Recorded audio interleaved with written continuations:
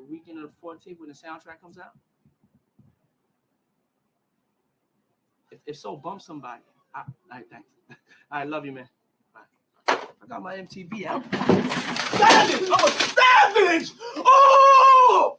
I'm a savage! Whatever I want, I'm going to get! Whatever I want, I have to get! Yes! What's next? What's next? I gotta get it. I'm not gonna stay fucking down. I'm not gonna stay fucking lying down. I'm not. I can't do that, man. I can't do that. What's next? Give me something else. What can't you do? I can do it. I can do anything.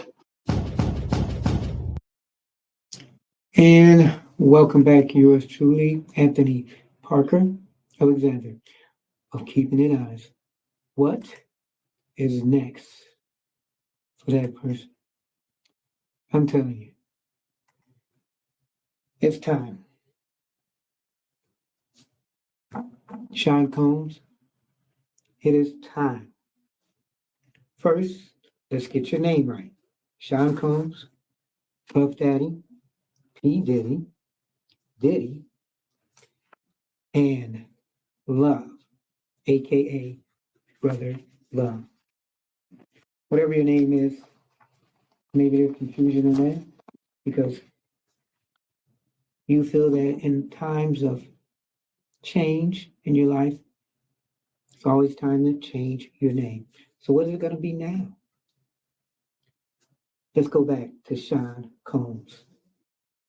Come home, Sean Combs. I'm coming home. I'm coming home. Tell the world, I'm coming home. Let the rain wash away all the pain of yesterday. I know my kingdom awaits, and they've forgotten my mistakes, forgiven my mistakes. I'm coming home. I'm coming home. Tell the world that I'm coming.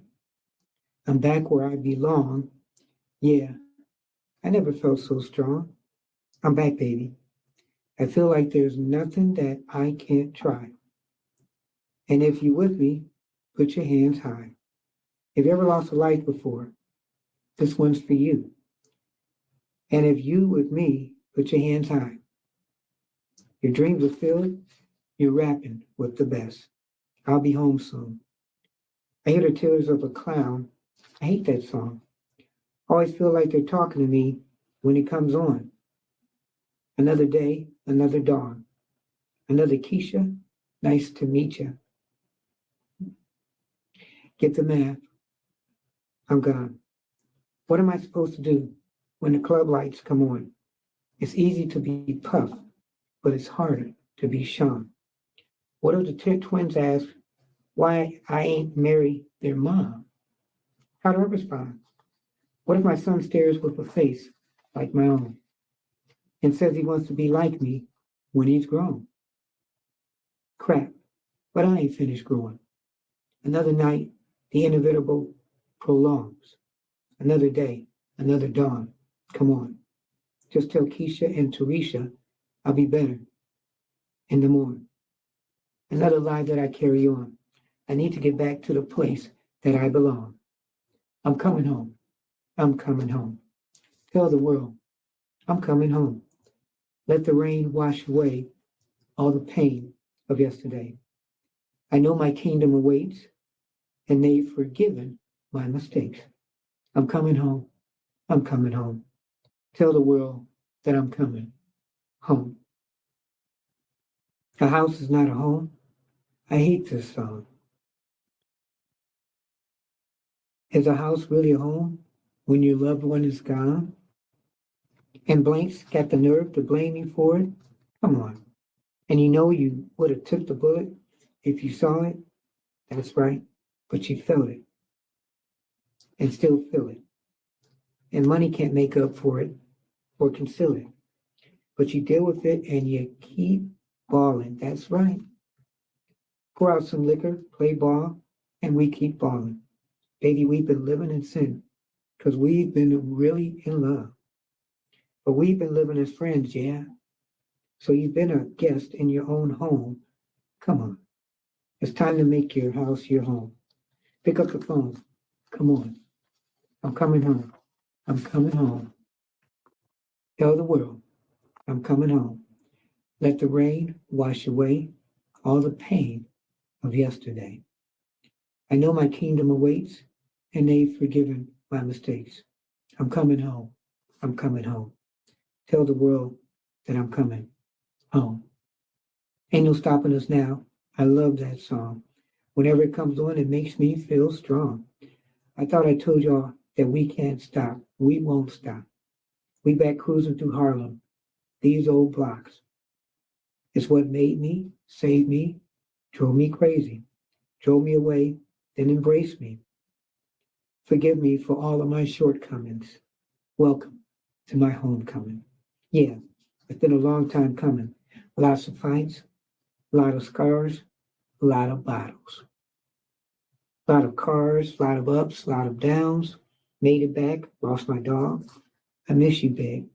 But here I stand, a better man, a better man. Thank you, Lord. Thank you, Lord. Thank you all. I'm coming home. I'm coming home. Tell the world I'm coming home. Let the rain wash away all the pain of yesterday. I know my kingdom awaits, and they've forgiven my mistakes. I'm coming home. I'm coming home. Tell the world that I'm coming home. Someone home. Sean Combs, you are watching. Keeping it honest with yours truly, Anthony Parker. Telephone number. Text me. Leave me a voicemail. 216-702-3718, 216-702-3718. Email me, parkerman2011 at gmail.com. Parkerman2011 at gmail.com. We thank you for supporting the show. Hit the like button, subscribe, tell your friends. We try to put things in a Parker twist. I think you already know what this show is about. Sean Combs. He's had a bunch of names, as I mentioned. And we're going to talk about the situation he's in now. So when people supposedly are your heroes, what do you do when there's a possibility that they can let you down? As a journalist, if there's something about one of your heroes that's kind of bad, do you talk about it, even if it's a rumor? Well, if it's a rumor, we have to clear it up, such as this case right here. We have on our show the story of Sean Combs coming home. We're going to do our things while you're watching the show, but we're also going to have Nancy Grace, because I kept trying to look to see who can explain this Sean Combs case right now. He's got allegations of sex trafficking and harassment, not paying people, messing around with people. And I said, what better person to describe all this but Nancy Grace? So we're going to talk about her. And she's going to examine this case with some of the people, the panel on her show. And we're going to talk about it too. Where are you in your life where you do that turn? We know Combs, and we saw the video at the top of the hour, top of the show. It was very scary. That's somebody who has so much power that you don't know what to do with it. So before we go into some of the bad stuff, let's talk about the good stuff. So his name, he was born, Sean Combs. He's a father to 7 children. His first biological child, a son, was born in 1993 to fashion designer and stylist Misa Hilton. He attended UCLA on a football scholarship, and he graduated in 2016. So he had to be pretty much a good athlete. Combs had an on-again, off-again relationship with Kimberly Porter. I kind of remember that, from 1980 to 2018, which lasted from 1994 to 2007. He raised and adopted Quincy, born 1991, Porter's son from a previous relationship with singer-producer and Combs' rival, Al B. Sure. I remember that. So he pretty much adopted Al B. Sure's kid. Together, Miss Porter, they had a son born 1998 and twin daughters born 2006. Porter died of pneumonia on November 15th, 2018. Wow. So 5 months before the birth of his twins, Combs had a daughter born to Sarah Chapman. He took legal responsibility for her in October 2007. Combs was in an 11-year relationship with Cassie Ventura from 2007 to 2018. We're going to talk about her. She's a very important person in this story. Combs' eldest sons both appeared on MTV's My Super Sweet 16, and he threw a celebrity-studded party and gave his second eldest son 2 cars, not just one, but 2, on his 16th birthday. For his oldest son's 16th birthday, Combs presented him with a $360,000 Maybach car.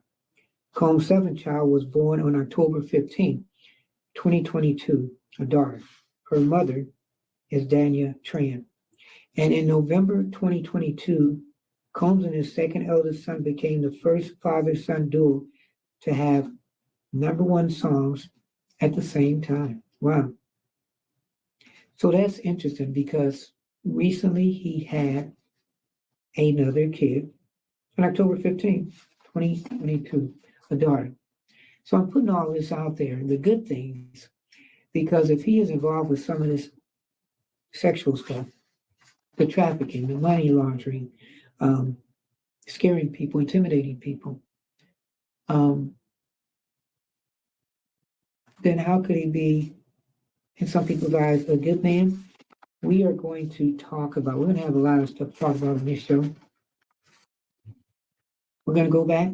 Remember, you used to go with J-Lo. They were hot for a minute. We're going to go back and talk about the J-Lo Diddy timeline. We're going to give you the timeline as far as some of the things he did good, some of the things he did bad. The allegations timeline. How did it start? Celebrities connected with Diddy. We're going to talk about the song, Coming Home, the lyrics, what that meant. And we're going to discuss the legal ramifications of him right now. So I remember that song, Coming Home, when it first came out. And the one thing I liked about it, it pretty much made us feel real good. So this is what I'm going to do. You'll probably be one of the last people to hear the Sean Combs songs, because if the allegations are true that he's done all of this, then they may take it off the air. But this song, you think about it, it was written by Diddy, performed by Diddy and his group Dirty Money. And what had happened, one of these producers that he had, he wasn't supposed to give this to Diddy, which I thought was kind of interesting. He was supposed to give it to somebody else. And when he was about to give it to him, he already had a song for Diddy. But Diddy said he liked that. And then the producer said, you know what? I was going to give you another song, so we'll switch it. I will give you this song, and the song I was writing for you, I'll give it to somebody else. But Coming Home, as I read those lyrics, you think about that. One of his greatest songs besides I'll Be Watching You. And this song kind of was dedicated to Biggie, especially parts in there.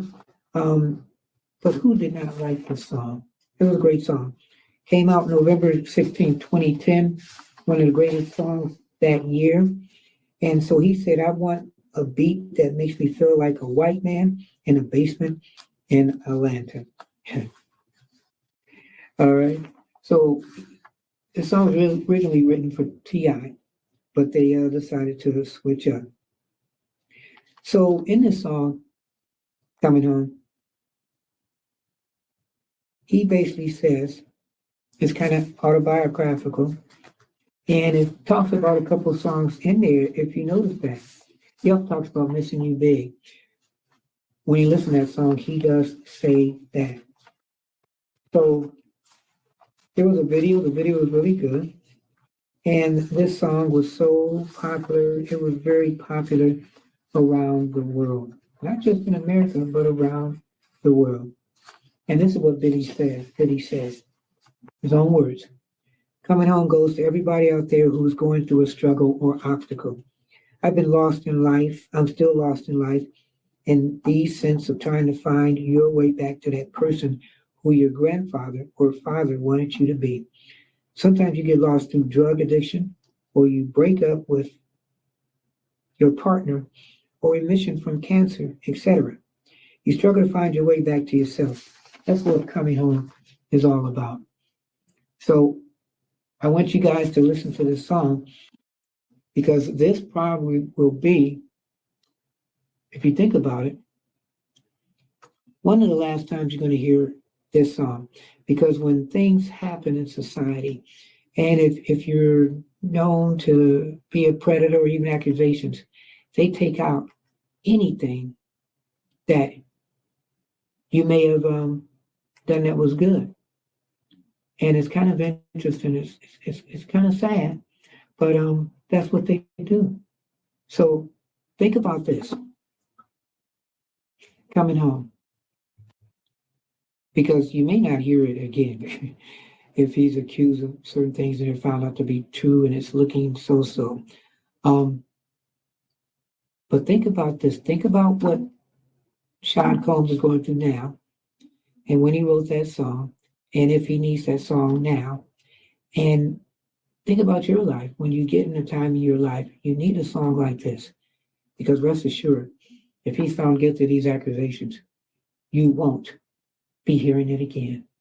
So I say to you, and I say to Sean, that sometimes we need to sit back and come home.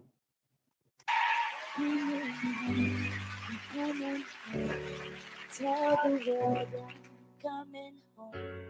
Let the rain wash away all the pain of yesterday. I know my kingdom awaits, and they're forgiving my mistakes. I'm coming home. I'm coming home. Tell the world I'm coming. I'm back where I belong. I felt so strong, yeah. I'm feeling like there's nothing that I can't try. And if you with me, put your hands high. Put your hands in the air like this one time. Come on, this one's for you. And if you check it out, put your hands high. Your dreams are filled, you're rocking with the best. Listen to me. I hear the tears of the clown. I hate that song. I always feel like they talking to me when it comes on. Another day, another dawn. Another Keisha, nice to meet you. Get the math, I'm gone. What am I supposed to do when the club lights come on? It's easy to be Puff, but it's harder to be Sean. What if my twins ask me why I ain't married their moms? Damn, how do I respond? What if my son stares with a face like my own that says he wants to be like me when he's grown? Damn, but I ain't finished growing. Another night, the inevitable prolongs. Another day, another dawn. Another Keisha, nice to meet you. I'm ready in the morning. Another lie that I carry on. I need to get back to the place I belong. Come on. I'm coming home. Put your hands in the air from side to side if you ever lost a life before. Come on. Yes, we're going to make our way back home. Just give me one time. Yes. Coming home. Listen to me. A house is not a home. I hate this song. Is a house really a home when your loved one's gone? And people got the nerve to blame you for it. And you know you would have took the bullet if you saw it. But you felt it and still feel it. And money can't make up for it or conceal it. So you deal with it. And you keep balling. Blossom if you play boy and you keep balling. Baby, we've been living in sin, cause we've been really in love, cause we've been living in sin. So you've been a guest in your own home. It's time to make your house your own. Pick up the phone. I'm coming home. I'm coming home.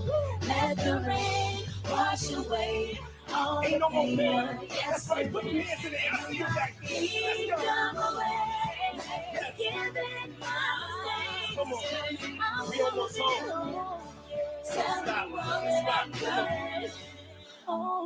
Ain't I love that song. Whenever it comes on, it makes me feel strong. I thought I told you that we won't stop till we back cruising through Harlem. These old blocks is what made me, saved me, drove me crazy, drove me away, and embraced me, forgave me for all of my shortcomings. Welcome to my homecoming. Yeah. It's been a long time coming. A lot of fights, a lot of scars, a lot of battles, a lot of cars, a lot of ups, a lot of downs. Made it back, lost my dog. But here I stand, a better man. Yeah, Thank you, Lord. Thank you, Lord. If you lost your way, you try to make your way home. You see, you let your own travel stop. You try to give up. Come on, wait here.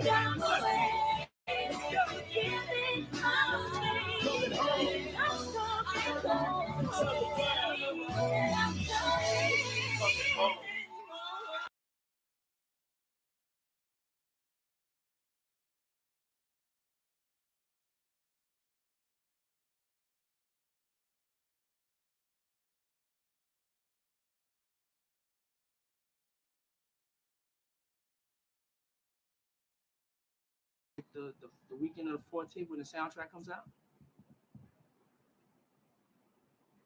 If so, bump somebody. All right, thanks. I love you, man. Bye. I got my MTV out.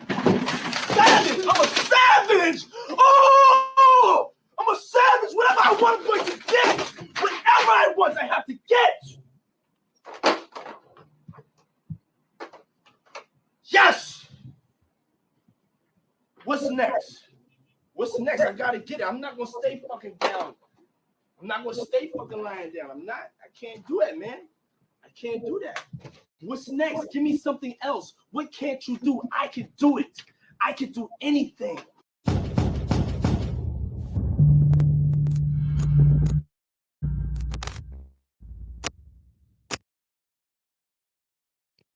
Wow, there you go. Isn't that interesting? Huh. Which one is he? Is he the one where he's coming home, or is he the one that you're kind of scared about? Sean Combs, come on home. Sometimes we get so much stuff, we tend to forget where we started out. You think about that guy. That guy has had so many hits. He's had so many acclamations as far as doing things. He's had a good life. And as we talk about what's happening, because a lot of shows are talking about Sean Combs now, we're putting this in a different light because we're going to discuss and have on this show. Her name is Nancy Grace, and she was an attorney. She's somebody who I have liked over the years, and she kind of put a different spin on this case. She's going to have a panel, and the panel she has will be talking about the Puff Daddy, the P Diddy, the case. Some attorneys are going to talk about if any of this is true. They're going to talk about the documents. Now, I've had a look at the documents, and they're big, the accusations as far as Diddy. But he has a lot of things to deal with. And we're going to talk about that. And we're going to talk when Nancy is finished as far as taking some breaks. But we're going to dwell in this and make comments as they're making their statements. So here's Nancy, and here's what we know so far. This is what we know happened. Listen to Sydney Sumner, Crime Online. On Monday, large teams of law enforcement led by Homeland Security investigators raided 3 homes belonging to Sean Diddy Combs in Los Angeles and Miami as part of a sex trafficking investigation stemming from accusations leveled against Combs in 5 separate lawsuits brought against him. The latest suit, filed in February by music producer Rodney Lil Rod Jones, details frequent drug use, a shooting, and several accounts of sex assault while working with Combs on the Love album. That's what we know right now, but there's more. And I can tell you this much. When the feds roll up in armored vehicles wearing Kevlar, that's not good for you. That's not good at all. We're hearing a lot of whining this morning by the defense about, oh, they messed up the inside of his house. Boo-hoo. Listen to Dave Mack, Crime Online. In the 73-page document, Jones claims that Combs forced him to solicit sex workers and perform sex acts with them as Combs looked on. Jones also alleges the rapper threw parties he called freak-offs, during which underage girls and sex workers were given laced drinks and assaulted. Combs' son Justin, producer Stevie J, and associate Brendan Paul allegedly supplied the women and drugs for the parties. The suit goes on to say that Combs' access to major celebrities, athletes, and even British royals such as Prince Harry gave him and his followers legitimacy. You're seeing the cover of Rolling Stone with Combs on the front of it in his then new album, No Way Out. It says he's the new king of hip hop. There you see, that's when he was going under the moniker Puff Daddy. With me, an all-star panel to make sense of what we know right now. But first, straight out to Kayla Brantley joining us, investigative reporter, dailymail.com. Kayla, thank you for being with us. Tell me what happened, because we saw simultaneous raids. A lot has been made of that. Hold on just a second, Kayla. Let me go to Nima Rahmani joining us, high-profile lawyer and, more importantly, former federal prosecutor, a president of the West Coast Trial Lawyers Association and author of Harvard to Hashtag. Nima, thank you for being with us. So we're going to have a panel. We're going to talk about the Sean Combs, sex trafficking, and then you can decide whether you believe in that. And so also throughout the show, again, we're going to do a J-Lo Diddy timeline, the allegations timeline, when did it start, and some of the people who are in his life. A lot of celebrities have been included in this. One of the ones that really disappoints me is Cuba Gooding Jr. He's had a couple of allegations over the years as far as sexual assault, and now he's being brought up in the Combs situation as somebody who was really sex trafficking. You wonder how much of this, because Sean Combs is kind of being called a Jeffrey Epstein of the hip hop world. And you have Sean Combs, of course, you have Cuba Gooding, of course, and we're going to talk about some of the people that he is associated with. So stay tuned for that. This is a very interesting case. It's a very sad case, but this is just the start of it. A lot has been made and a lot of whining and crying because there were multiple raids that went down simultaneously. Boo-hoo. The reason that happens is so when you get raided in LA, you can't call your peeps in Miami and go, quick, quick, quick, hide 1, 2, 3, and 4, destroy 5, 6, 7, and 8. And P.S., run for the hills as if you had seen a monster. That's why it's got to be very carefully orchestrated and timed, very organized to go down at the same time for that very reason, Nima. Well, Nancy, that's exactly right. And the raid in Los Angeles took place about a mile from where I'm sitting right now. I live close to Diddy's home. And, I also know Aaron Dyer. I used to work with him. I respect him, but I think he's making that argument for the court of public opinion more than the courtroom. And you're right. There's 3 reasons why federal agents go in and they go aggressively. One, there's always a threat of violence, and Diddy reportedly has a lot of weapons, and this is a large Hold house. on. Nima, look at your screen. You are seeing video that our friend Harvey Levin at TMZ gave us. They somehow managed to get in there and get video of Diddy's home, Combs's home, after the raid. And yeah, it looks like a storm hit it. Next. Go ahead, Nima. This is par for the course. This is normal. Agents need to make sure that no one flees the jurisdiction. Evidence isn't destroyed. That's why the raids are executed simultaneously. When individuals are removed from the home, they're cuffed, they're detained. No one was arrested, but Diddy was treated just like any other criminal defendant or target of an investigation when these search warrants are executed. Wow, if you look at that as they went through the house, TMZ, And look at that house. They're complaining, Puff Daddy's people or Sean Combs people, that their house is a mess. But I guess if you're looking for things and you're with the authorities, you have to tear up everything because money, drugs, it could be anywhere in his particular house or mansion. So, you know what, it wouldn't have been messed up the house if there hadn't been accusations of drugs and any type of paraphernalia.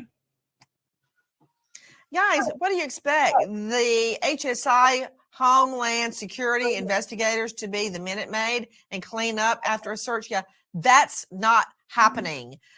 Guys, in the last hours, a lot of whining and complaining and switching of tail and gnashing of teeth because the feds, quote, left a mess in Diddy's mansions. You know what? With multiple, somebody spent a lot of money on shoes. Guys, this is from TMZ. Whoa, hey, I'm taking all that straight to the bank. I'm putting that on eBay and I'm making about $1 million.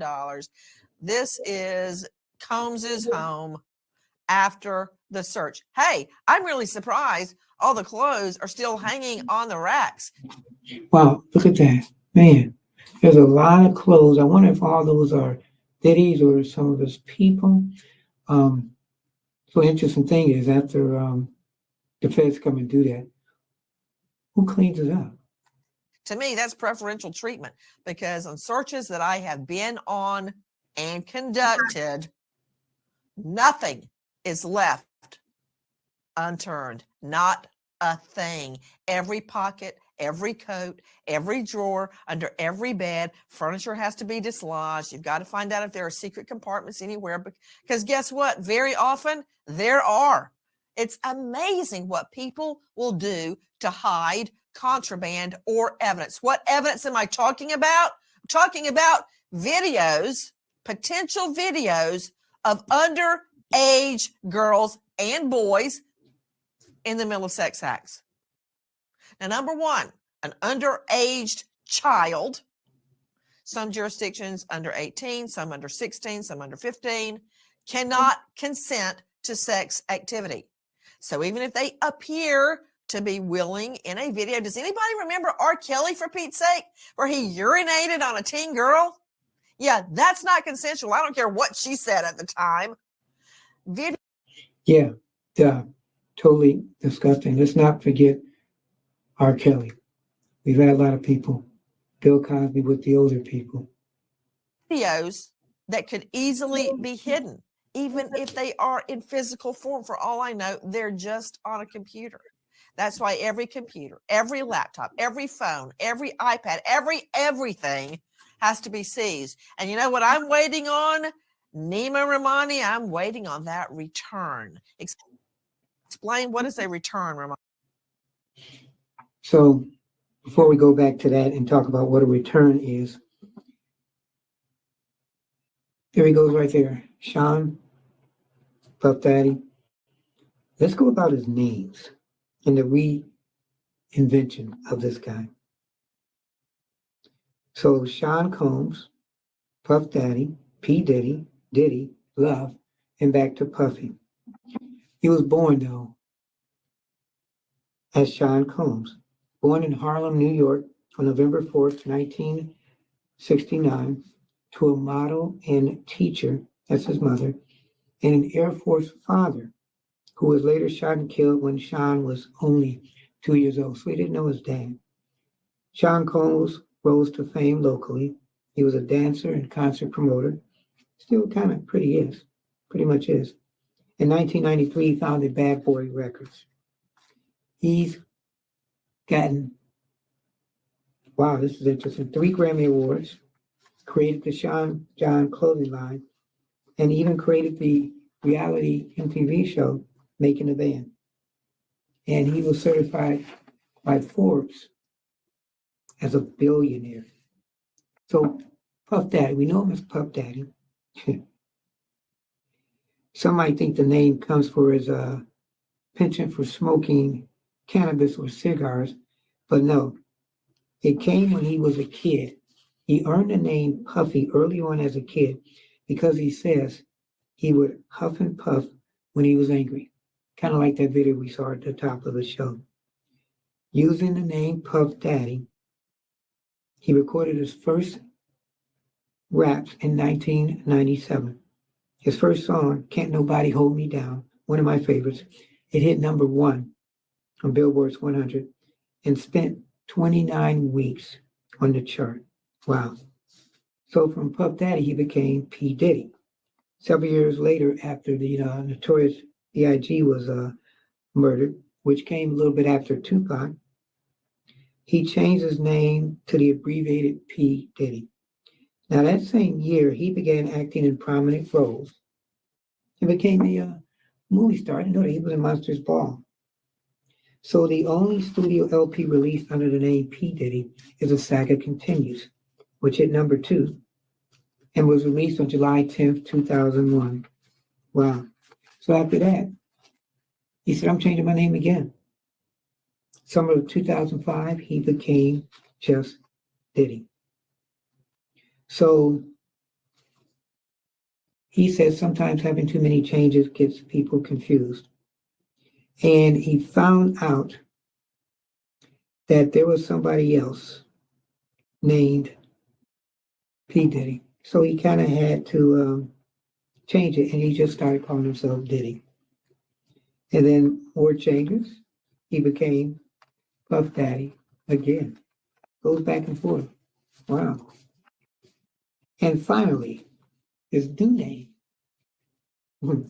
is Love, or you can call him Brother Love. He says he was only kidding, but when he was on the Jimmy Kimmel show, he decided and told him, I was just kidding. Just call me Love, Brother Love. So do these name changes have something to do with identity crisis?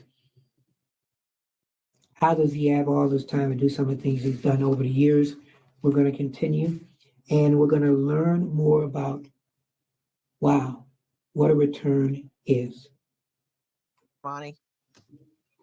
So there's a search warrant and an application, and when the search warrant is executed, there's a return that's filed with the court, and it identifies all the property that's been seized. And like you said, Nancy, what they're looking for here is evidence of sex trafficking and the production of child pornography. Reportedly, if you believe these civil lawsuits, not only were they sex acts, they were recorded. That's a crime, both in terms of the act and the recording. And we're talking about mandatory minimum sentences. So it's just probably going to be a matter of days before Diddy is indicted, an indictment is unsealed. So this is all going to become public. Wait. Let me see, Romani. Put him up. Romani. Again, you're reading like, you sound like you're reading out of the Farmer's Almanac about the crop report for next year. Listen, Sean P. Combs has been targeted. Now, everybody keeps saying he's not the target. That's BS, because these are his homes on two sides of the country. The people at his homes were put in handcuffs during the search, and that is SOP, standard operating procedure, so nobody gets shot. There's a lot of whining going on about that too. But in a home where you are looking for guns, you do not leave the inhabitants free to grab a gun and start shooting. So stop whining about that too. Combs is facing an indictment. I'm agreeing with you. This is a big deal. We're not reading the crop report for 2025.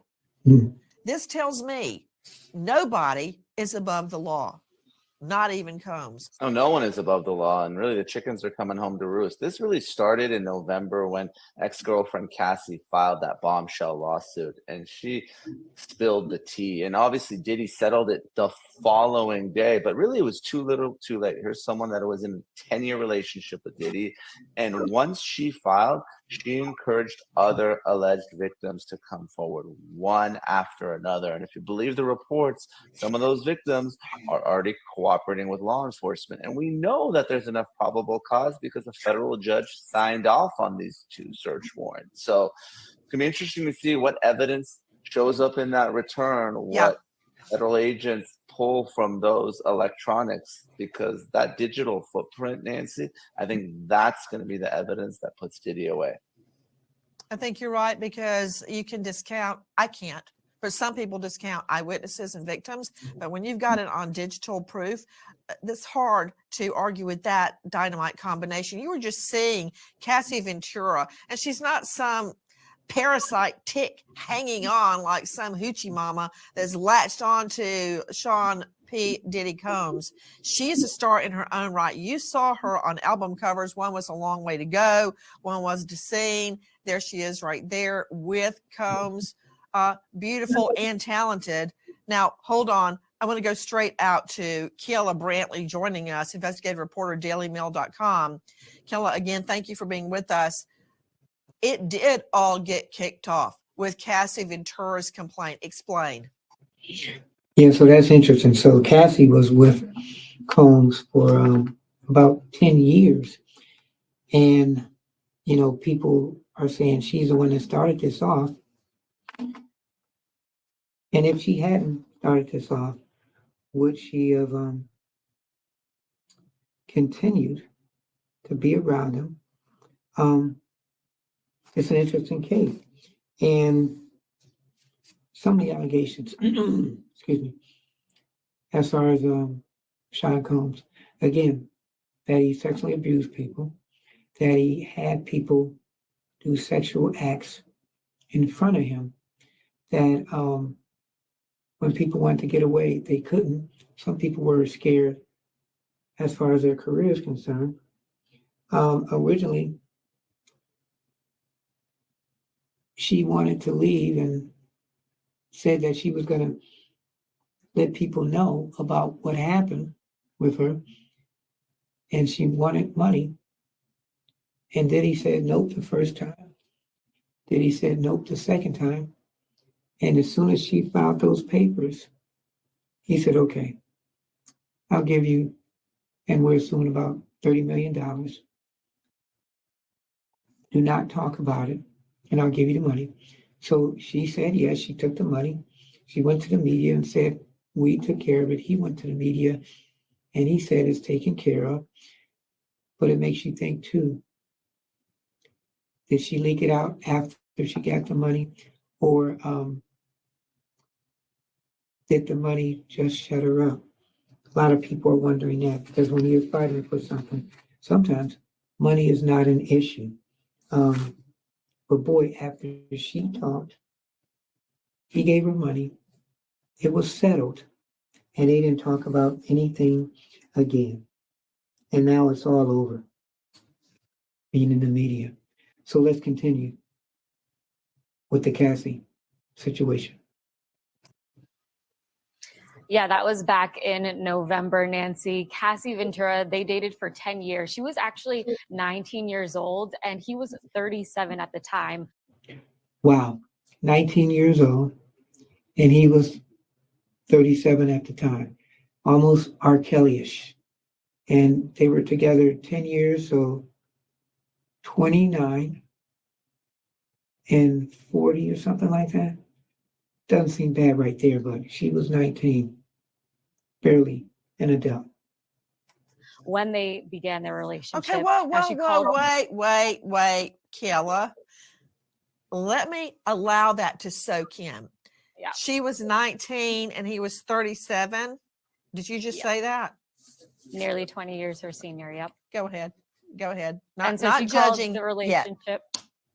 Not yet, but she called the relationship abusive, controlling. She said that Diddy forced her to have sex with male prostitutes and watched and recorded it. And in addition to that, she said that he forced her to do drugs and so many horrific details there. And that went on for 10 years. And that it all culminated in 2018 when she tried to leave him. And she says that he came and raped her. Now, this is exactly the catalyst that sparked all of the other lawsuits. Now he's facing 5 lawsuits with a lot of similar stories from these alleged victims. Kayla Brantley, investigative reporter, dailymail.com, is exactly correct. New York, could I please see the copy we have. Look at this thing. It's huge. So yeah, I looked at that, and it is big. It's very graphic. It's pretty much too graphic. There are pictures in there and everything accusing Sean Combs. And if people think he's innocent, the media is just trying to go after him. Society is trying to go after him. You read this, and I said with a couple people accusing him of certain things and his back record, it'll make you think. Okay, too many people are saying this for everybody to be lying. But significantly, what we've got highlighted for you, Cassie Ventura claims Combs Ventura in her home when she tried to leave him.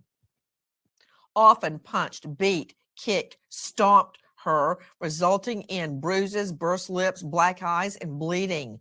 Blew up a man's car after Diddy Combs learned the man was romantically interested in Miss Ventura, forced her to engage in sex acts with male sex workers while and filming the encounter. Okay, yeah, that is a video. If it can be found, this jury will absolutely see Combs and filming the encounters. Yeah, and I've heard that part, which of course is sick, but then you've also heard about some people who do this kind of sick stuff, filming things like this. Why would you film this? And like I said, people love Diddy for a long time. But if Diddy's been doing this while he's being loved and getting other people to love each other, which technically they're not, then why hasn't anybody known about this? Why hasn't there been him supposedly being questioned over the years? Of Miss Ventura being forced into sex acts with male sex workers, that he ran out of his apartment with a firearm in pursuit of a rival industry exec, demanded Miss Ventura carry his firearm in her purse, and introduced Miss Ventura to a lifestyle of excessive alcohol. Recordings just got better. Hey, it's Dana from StreamYard. I'm so excited to announce. And don't you hate when those things come up? You're watching Sean Combs, Come On Home. One Keeping It Honest with yours truly, Anthony Parker. And required her to procure illicit prescriptions to satisfy his own addictions. I'm reading directly from her lawsuit. Now, remember, that is a private lawsuit. That is not a public government document. So you got to take everything that an ex claims against another ex with a box of salt. But wait a minute. Isn't it true, Kayla Brantley, that she sued him for about $30 million and they settled? Combs actually paid her off to get rid of the lawsuit? They settled. Yep, they settled the next day. Yeah, they settled the next day. But don't you think, okay, if you get hurt, there may be other people, if you've been doing these things for decades maybe, that are going to come after you too because she did get money. Soon as the lawsuit was filed, the news broke. The next day, they settled. So let's look at this. There's the timeline right there.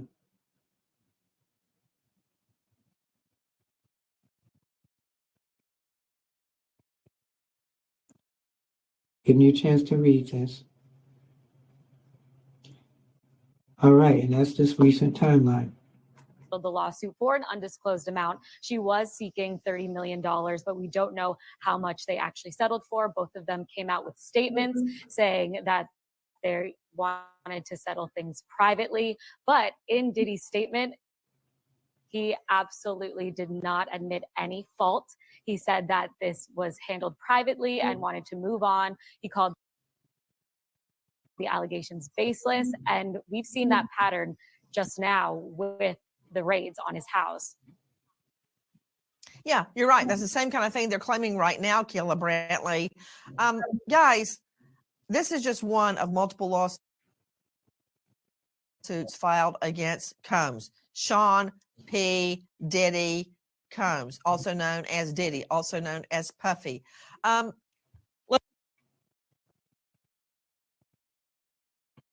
So this is interesting because we really don't know, but we do know. And I'm talking while this thing is buffering. We do know that he's done some stuff, but will people stand up and for the benefit of not being maybe hurt, talk about this? So let's talk about some of the timeline of the accusations. 1990, starts his music industry career as an intern. And he worked under Andre Harrell. So that's interesting. I've heard of that guy's name. My background is in radio and some hip hop radio years ago. So some of these people I've heard of.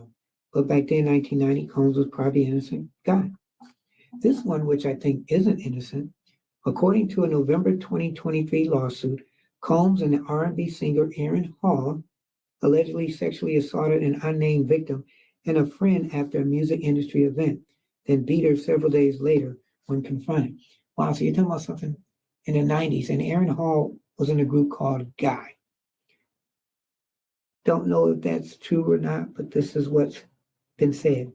1991, according to a November 2023 lawsuit, Combs allegedly drugs, sexually assaults, and videotapes 19-year-old Joe Dickerson after going on a date with him. 1991. It's not too long after he started out being famous a little bit. 1993. After being fired from his duties at Uptown Records, Combs starts his own label, Bad Boy. This label starts the career of Craig Mack, the Notorious B.I.G., Mace, The Lox, Faith Evans, and more. And I wonder what Faith Evans has to say to this. 1996. Combs was found guilty of criminal misconduct for threatening a photographer from the New York Post with a gun. 1998. Combs starts throwing his annual Hamptons all-white parties that come to be known as so lavish and exclusive. He earns the rep of being a modern-day Gatsby. Wow. Guests range from music industry execs and actors to artists, real estate moguls, and sports team owners. So he's at everybody. Jeffrey Epstein had everybody. And I'd heard about the white parties. So you wonder, did all this start at the white parties? April 16th, 1998. Combs was arrested and charged with 2 felonies, second-degree assault and criminal mischief, in the beating of record executive Steve Stock, who says that Combs and 2 bodyguards beat him up with their fists, a telephone, a champagne bottle, and a chair. Wow. When Combs publicly apologizes, Stout asks for the charges to be dismissed. Combs reportedly pays him $500,000. The assault charge is dropped. That's interesting. And he is sentenced to 1 day of anger management classes.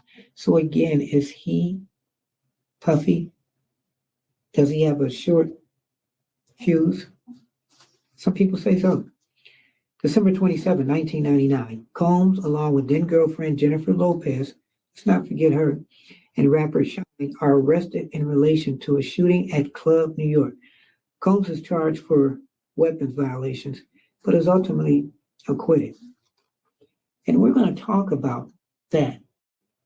The J-Lo Combs situation. Remember, she was Jenny from the block. Is she one now that will talk about that? I don't know. But now, let's talk about the sex trafficking situation.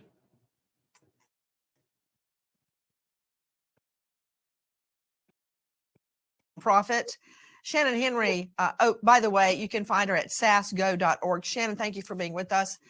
There are multiple lawsuits, 5 that I can think of, against Combs, all claiming sex assault and forcing the victims into sex acts. Now, that's one thing. 5 claims. And correct me if I'm wrong, Kayla Brantley, because I've got a ton of documents and information I'm trying to absorb. But here's the thing, Shannon Henry.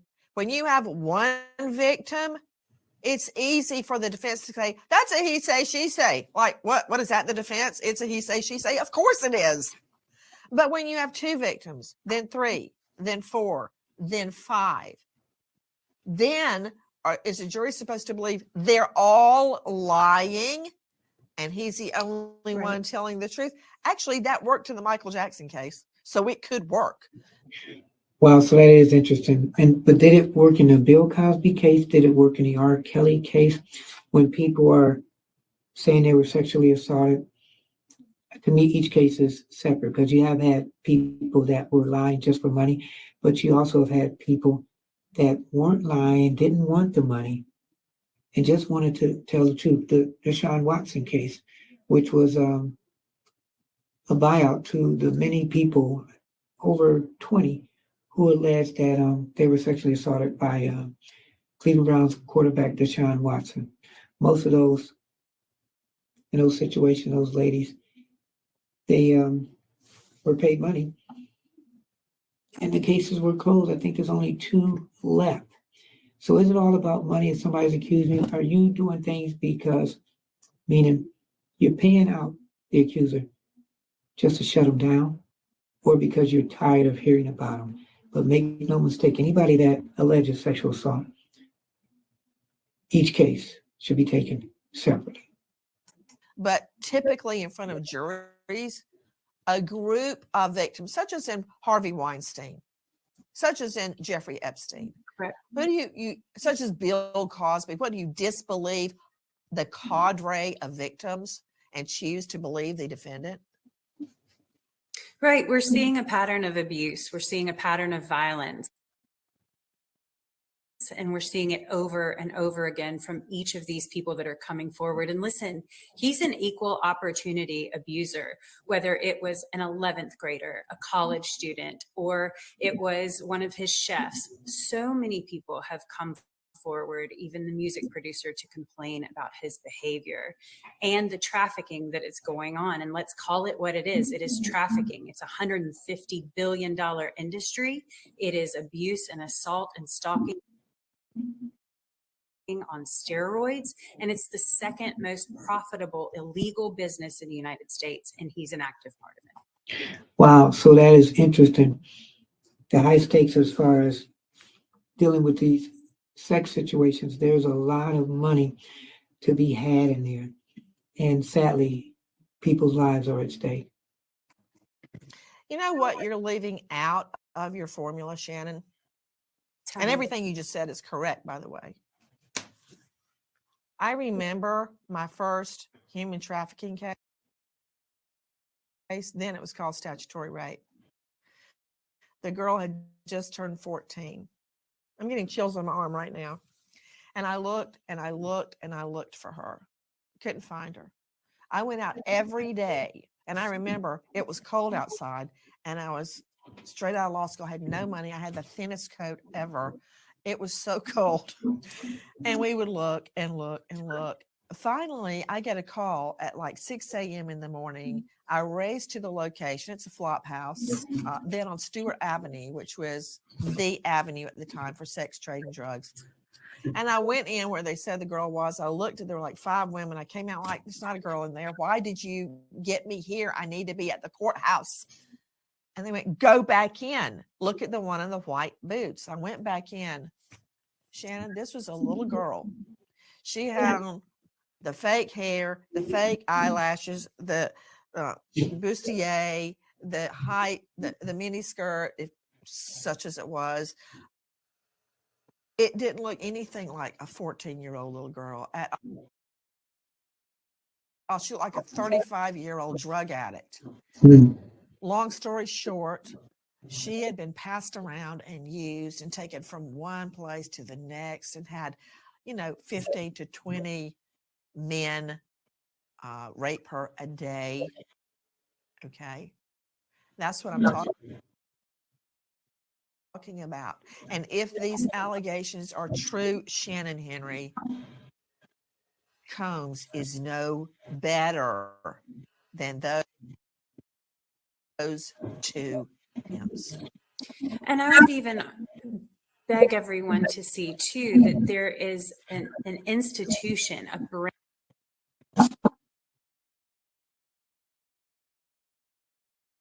And you're watching Keeping It Honest with yours truly, Anthony Parker Alexander, as we If you will, of complicity that he's created around him too with his, I call them bodyguards. That's we have little technical problems throughout this, but we are talking about Sean Combs. what the industry calls them. People that have watched this go on and been complicit in all of it and enabled it in ways by not acting and not responding on behalf of the victim and what they're seeing in front of them.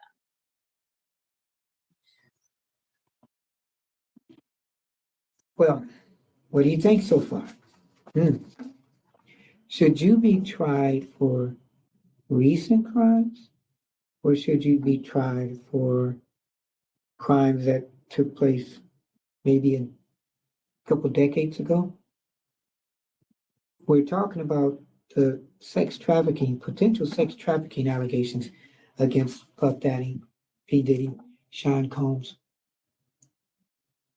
But does he have a history of criminal allegations which people just aren't talking about? For example, in March 2000, the first season of Making a Band, it airs, and it became very popular. He created bands like Day 26, never heard about that, Danity Kane, and they all were signed to Bad Boy Records. March 26, 2001. In a lawsuit, local TV host Roger Mills sues Combs, accusing him of assault, false imprisonment, destruction of property, intentional infliction of emotional distress, and a civil conspiracy. In exchange, where Combs' entourage roughed him up and destroyed his camera. Wow. As we have yet to be served with this complaint, we are unable to comment on specific allegations. Okay, so were they ever served with that complaint? That's just one of the allegations that we've been reading many. July 6, 2004, we're only in 2000, early 2000s. He had an all-white party,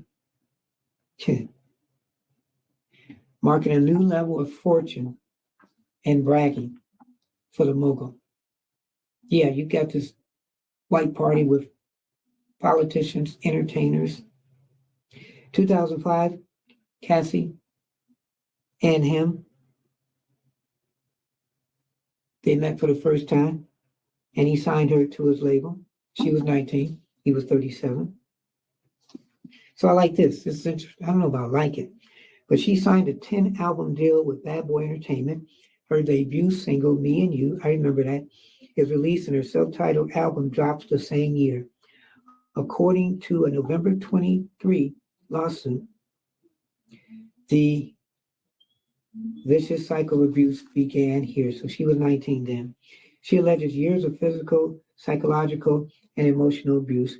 She claims Combs forced her to purchase and take illegal drugs like cocaine, ketamine, and ecstasy, that he filmed her as he forced her to participate in sex with male sex workers in multiple cities for his own pleasure, in a practice he called freak-offs, and that he beat her on many occasions in retaliation for talking to other men, often with witnesses present.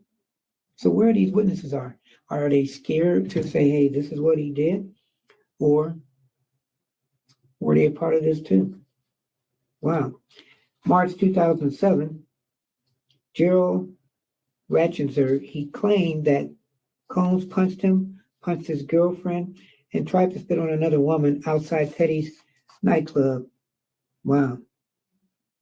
Benjamin Brathman says, it's just another example of an opportunist seeking to fabricate a lawsuit based on a flat-out lie to try to take advantage of Mr. Combs' celebrity status. So they're saying that it was a lie that was made up.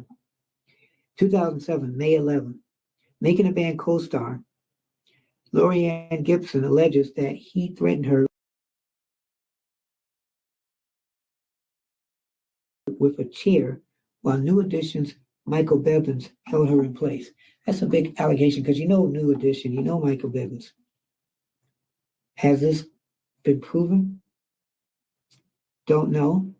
But again, man, his attorney says it's just another person trying to take advantage. And in November 2020 or 2023, Cassie claims all aspects of her life were controlled by either Mr. Combs or his management companies. So that's when she talked to him and tried to get him to give him the money. And he decided, I'm not going to until she filed the paperwork. And he said, okay, I'm going to get it done.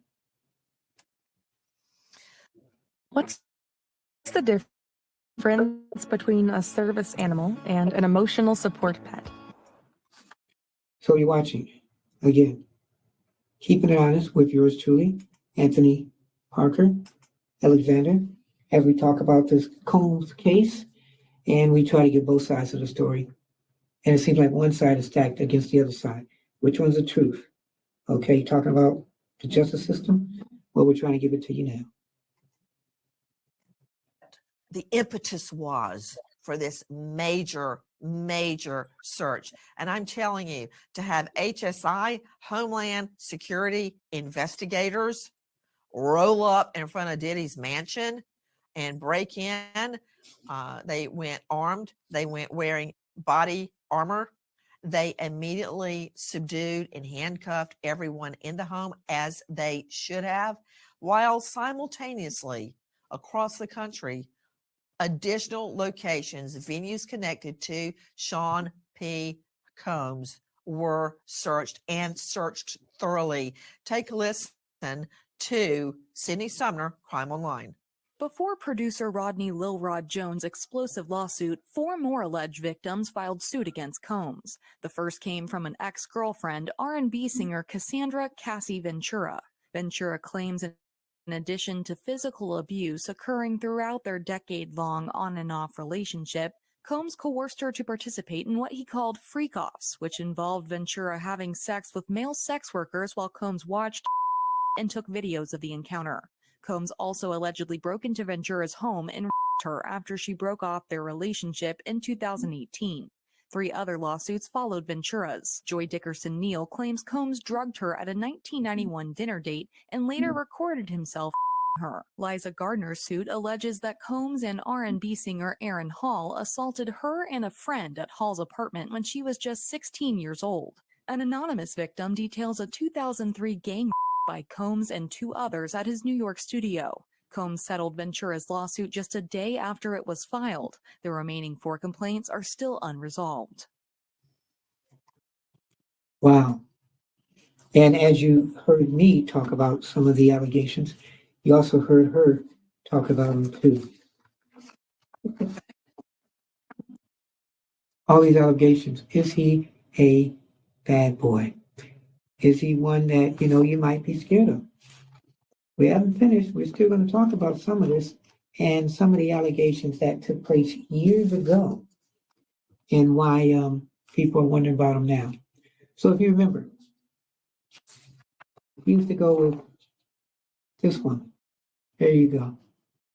We know who she is. We know who she is. Some people call her Jenny from the block. Remember her? What's been happening with her now? She hadn't been with him in years, but remember the times when they were together. And boy, they were together. They really look like a good couple. She's known for that dress. I think you guys remember her from there, even though she probably wanted to be here because she was young. So the timeline. Fatal. Let us not forget Fatal, because at one point she was with him. And was any of this going on? That's what I'm curious. They went together for a couple of years, but were any of this going on this abuse when she was around. So timeline, J-Lo and Diddy's relationship. So the pair met in 1999 when Diddy, he was known then as Puff Daddy, worked on Lopez's If You Had My Heart music video. Their relationship quickly started after that. In December 1999, the couple were arrested after they fled a New York nightclub where a shooting had taken place. Lopez charges were immediately dropped, but Diddy was charged with bribery and gun possession. He was acquitted at trial. And I think after that, it was kind of iffy as far as those two. 2000, after the shooting incident, the pair appeared to date on and off again. They captured the world's attention in February of 2008 when they walked the Grammys and carpet with Lopez wearing her famous green Versace dress. No matter what, we all remember that dress. They looked like a good couple too. Then, a smooth couple. So that was in 2000. They provided another iconic couples moment in September that year, wearing matching all-white ensembles at the MTV Video Music Awards. 2001, the couple announced their split on Valentine's Day 2001.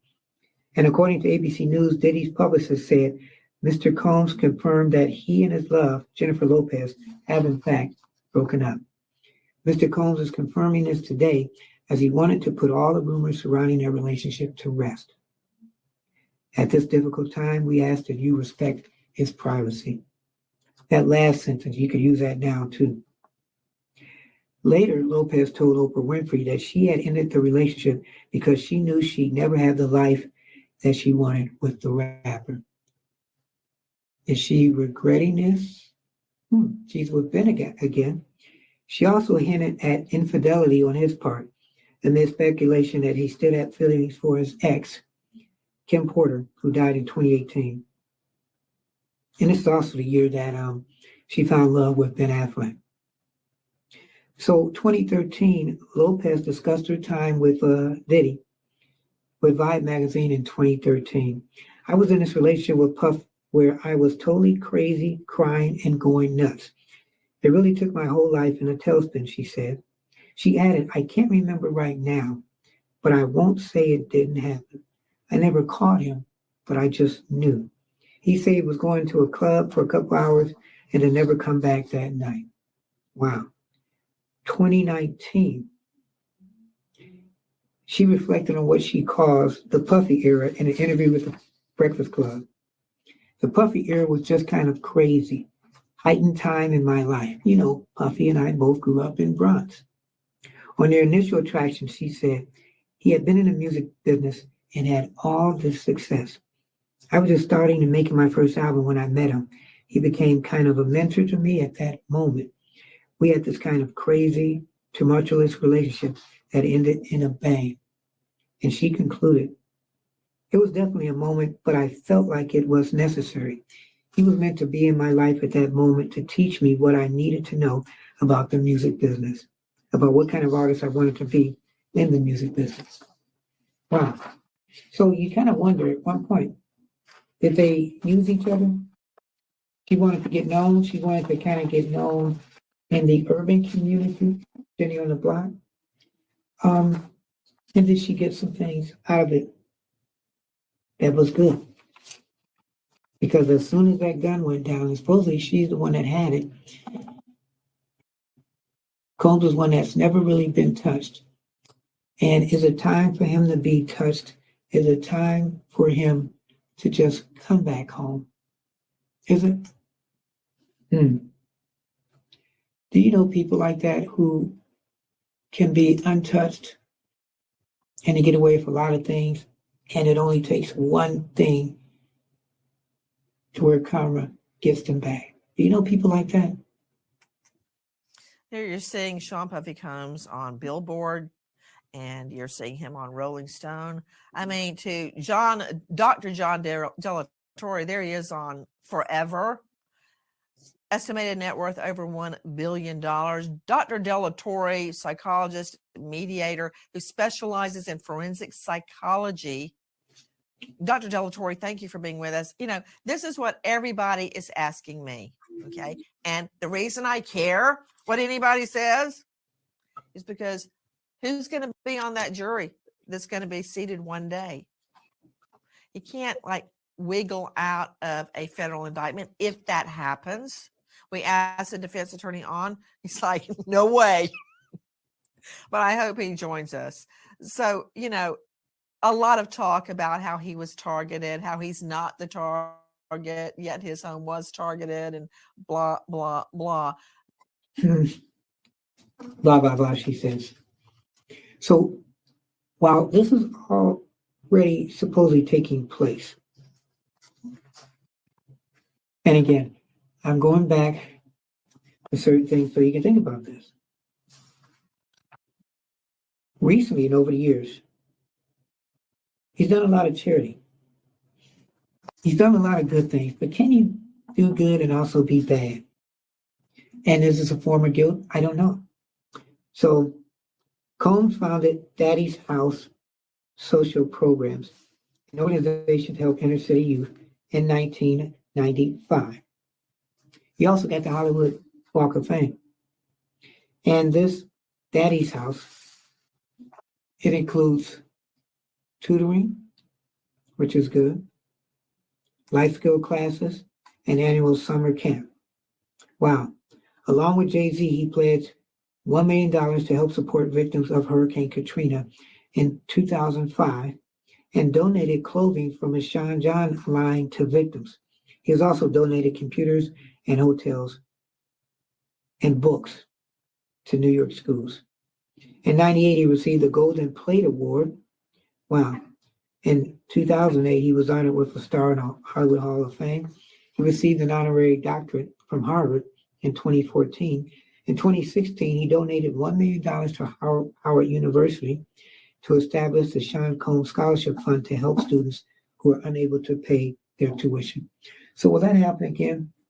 In 2022, he announced during his BET Lifetime Achievement Award acceptance speech that he will be donating $1 million each to Howard University and Jackson State University.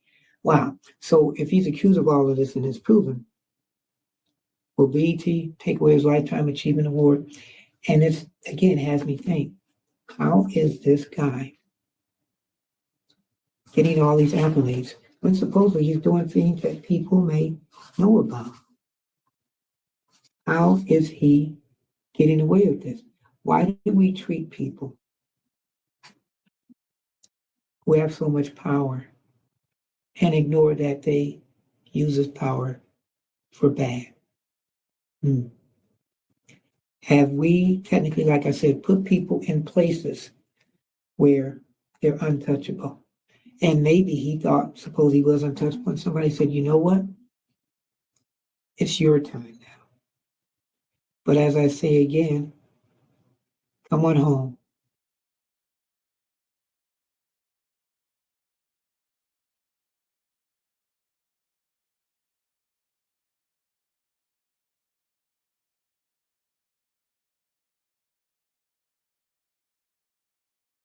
Way when to go now.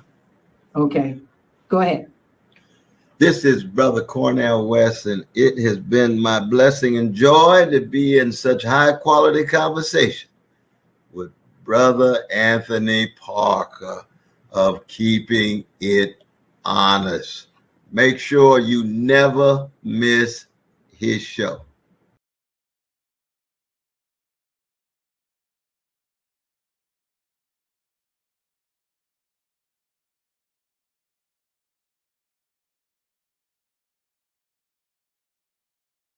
Soundtrack comes out. If so, bump somebody. All right, thanks. I love you, man. Bye. I got my MTV out. Savage! I'm a savage! Oh! I'm a savage! Whatever I want, I'm going to get! Whatever I want, I have to get! Yes! What's next? What's the next? I gotta get it. I'm not gonna stay fucking down. I'm not gonna stay fucking lying there. I can't do that, man.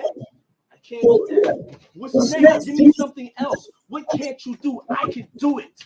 I can do anything. Can't stop, won't stop. Wow. Absolute power. Do you hear about that? How many times do people have so much power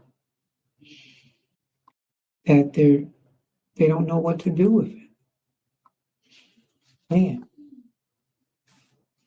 power corrupts absolute power. Makes you think at one point, some of these people who are doing some of the crazy things, that they start out innocent, and the more power that consumed them, the more they wanted to consume power. We're talking about the allegations, sexual allegations and lawsuits. And here's a timeline of this sexual assault accusation from when Cassie did it till today. November 16, 2023, Cassie, Diddy's ex, accuses him of rape, sex trafficking, and domestic violence in a lawsuit. On November 16, Cassie filed a lawsuit in New York against Diddy, whom she dated on again, off again from 2007 to 2018. In her complaint, she accused Diddy of raping and abusing her over the course of their decades-long relationship. Once she decided to fully end the relationship in September 2018 over dinner, she alleged that Diddy forced his way into her home and raped her. So what made her finally say, hey, I'm brave enough to get away? In a statement to People magazine, Combs' lawyer denied the allegations, which he called offensive and outrageous. Mr. Combs vehemently denies these offensive and outrageous allegations. Ms. Ventura's demand of $30 million under the threat of writing a damaging book about the relationship was unequivocally rejected as blatant blackmail. So did she want to make a book? Despite withdrawing her initial threat, Ms. Ventura has now resorted to filing a lawsuit riddled with baseless and outrageous lies, aiming to tarnish Mr. Combs' reputation and seeking a payday. So in response, Ventura's attorney said, Mr. Combs offered Ms. Ventura 8 figures to silence her and prevent the filing of this lawsuit. She rejected his efforts and decided to give a voice to all women who suffer in silence. Ms. Ventura should be applauded for her bravery. But since she did get the money, can she still talk? November 17, 2023, Diddy and Cassie settled the lawsuit. Wow. So from November 16th to November 17th, bam, settled the lawsuit. A day after Ventura filed the lawsuit, Diddy and the singer announced they resolved the claims in the lawsuit to their mutual satisfaction. How do you get satisfaction when you're claiming one day this guy rapes you and the next day he gives you money and you're good? How do you be good? The parties added that there would be no more further details publicly released about the terms of the agreement. You're complaining, you're trying to bring me down, here's some money. Shut up. You're rich now. Is that how it went? I have decided to resolve this matter amicably on terms that I have some level of control, she said in a statement. I want to thank my family, fans, and lawyers for their unwavering support. So what's the support? Tell your story, but if you get paid, don't tell your story.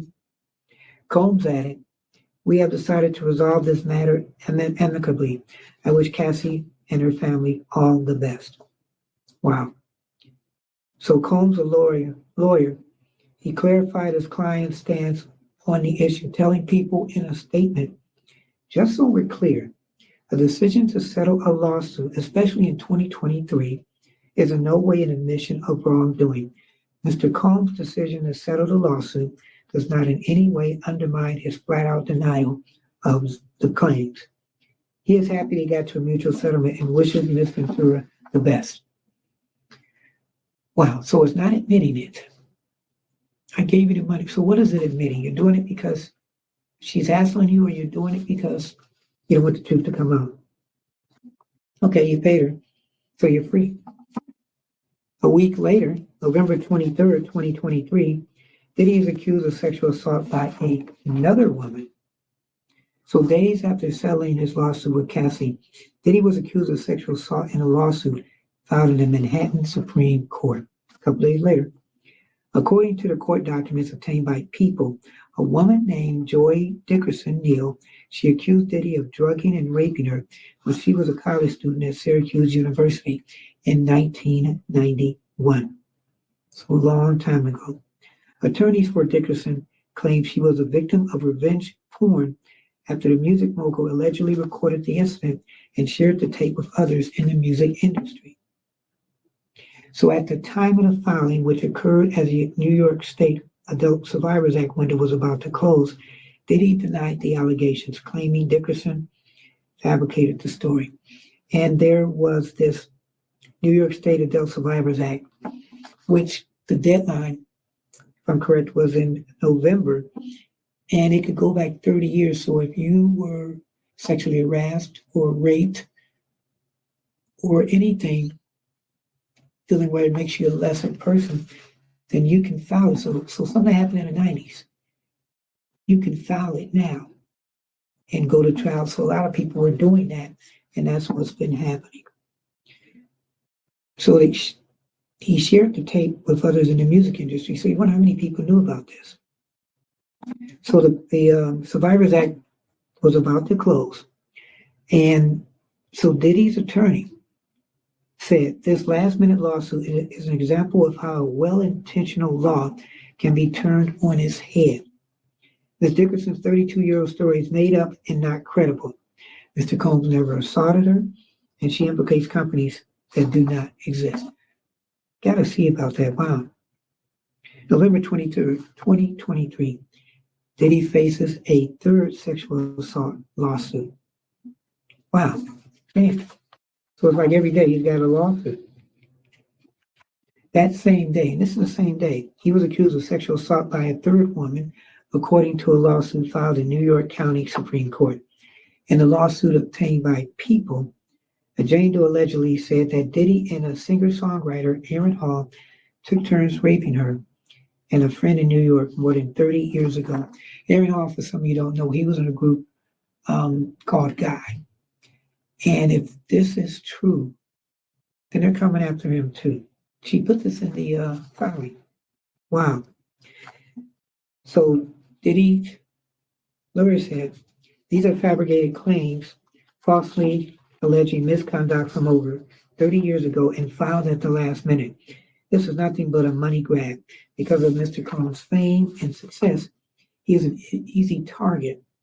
And maybe he is, some people say, for anonymous accusers who lie without conscience or consequences for financial benefit. A spokesman for Combs wrote in a statement to People. The spokesperson also added, the New York legislature surely did not intend or expect the Adult Survivors Act to be exploited by scammers. The public should be skeptical and not run to accept these bogus allegations. People attempted to contact Hall for comment, but he could not be reached. And he has to be known in the African American community. Has anybody tried to do a story on this? If people know that this is true, why hasn't anybody done anything? November 28th, 2023, Diddy temporarily steps aside as Revolt chairman. So this is a hip-hop TV network, Revolt, which Diddy co-founded. And he said in a statement that he was going to step back. And the network said, Sean Combs will step down from his position as chairman of Revolt. While he's previously had no operational or day-to-day role in the business, this decision helps to ensure that Revolt remains steadfastly focused on our mission to create meaningful content for the culture and simplify the voices of all Black people throughout the country and the African diaspora. I've never heard of this company. So it's been around and you're only as important as you think you know. December 6th, 2023. Diddy is accused of sex trafficking and gang rape by a fourth woman. Wow. In early December, Diddy was accused of sexual assault by a fourth victim in a lawsuit filed in New York. A woman under the name Jane Doe, she accused Diddy, former Bad Boy Entertainment president Harvey Pierre, and a third individual labeled as a third assistant of sex trafficking and gang rape when she was 17 years old. In a file entertained by People, Jane Doe claimed that Pierre approached her at a lounge in Michigan and convinced her to take a private jet with him and the third assailant to Combs' recording studio in New York. Once she arrived, she alleges she was given drugs and alcohol before being viciously gang raped, the lawsuit claimed. Pierre has not responded to People's request. On December 6th, he's probably tired of this now. December 6th, he speaks out about sexual assault allegations. People denied, or Diddy denied, the recent allegations against him in a statement to People, so it must be the going publication. Enough is enough. For the last couple of weeks, I have sat silently and watched people try to assassinate my character, destroy my reputation and my legacy, he says. Be quiet. He added, sickening allegations have been made against me by individuals looking for a quick payday. Let me be absolutely clear. I did not do any of the awful things being alleged. I will fight for my name, my family, and for the truth. So this is where it gets really hot. February 26, 2024. Diddy is accused of sexual assault by a record producer.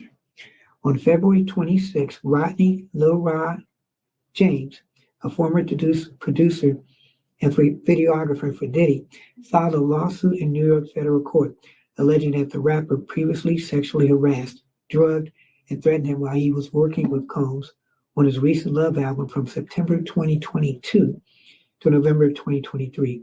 Jones is seeking $30 million in damages. March 25th, this took place. Diddy's home was raided by federal agents, and the properties were raided by federal agents on March 25th. And that's where we're at now. And the filings, especially from Lil Rod, I think it's about 70 pages. And if you look at it, it's really thick. It is really thick. And it's got pictures in there too. It's very graphic. It tells a tale of Cuba Gooding and what he did. It mentions Usher, Justin Bieber, and some other celebrities. Some people are trying to say, why aren't anybody saying anything about this? When is it going to hit the fan? I don't know. I just know that it's a very interesting set of situations that they're in. And I don't know if they know how they're going to get out of it. So it's just kind of crazy. How do you feel about that? Do you feel that this is something that will taint your feelings as far as Puff Daddy, Diddy? Will this make you go another way? Will you throw away your music? Will you say, okay, I am so through that I'm not going to think about him anymore? We've had our heroes tainted over the years. Dr. King. Haven't heard anything about Malcolm X. And if not heroes, I'm trying to work this right, people that we believe in. Bill Clinton. Barack Obama, I guess. R. Kelly. Man, everybody from the 90s now, not everybody, but a lot of the people from the 90s who we grew up some of their music, what kind of world were they living in then? They really were living in a fast world.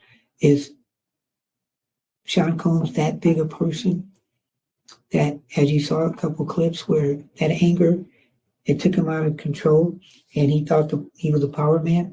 So, like I said, do you ever wonder, hey, you know what? Eventually these people are going to get caught because they get away with things. But my thing is, well, why is this person doing this thing and we're letting him get away with this anyway? That's the crazy thing about it. Why are we letting this person get away with it anyway? Wow. Nancy Grace is on the show, and she's talking blah, blah, blah about what's going on, because in her eyes, it seems like people are taking up for Sean Combs. But when you get a federal indictment shoved up your rear end, it's kind of hard to get out of that with just talking. But this is what jurors may wonder, because this is what is being asked of me since the moment this hit the airwaves. Why would a guy worth over $1 billion bother to drug minors, some as young as 16 is the allegation, and video himself raping them when he could have practically any woman he wanted that were after fame and fortune? Now, see, to me, I don't care, but a juror may wonder that. What about it, Delatorre? Well, because he can. I mean, ultimately, this is about the thrill that he was getting by exploiting and embarrassing all of these individuals. A lot of people talk about power and control, that these guys, who like to do these kinds of abuses like to have the power and control. But it's more than that when it comes to Diddy. I mean, we see things about violence and drugs and guns.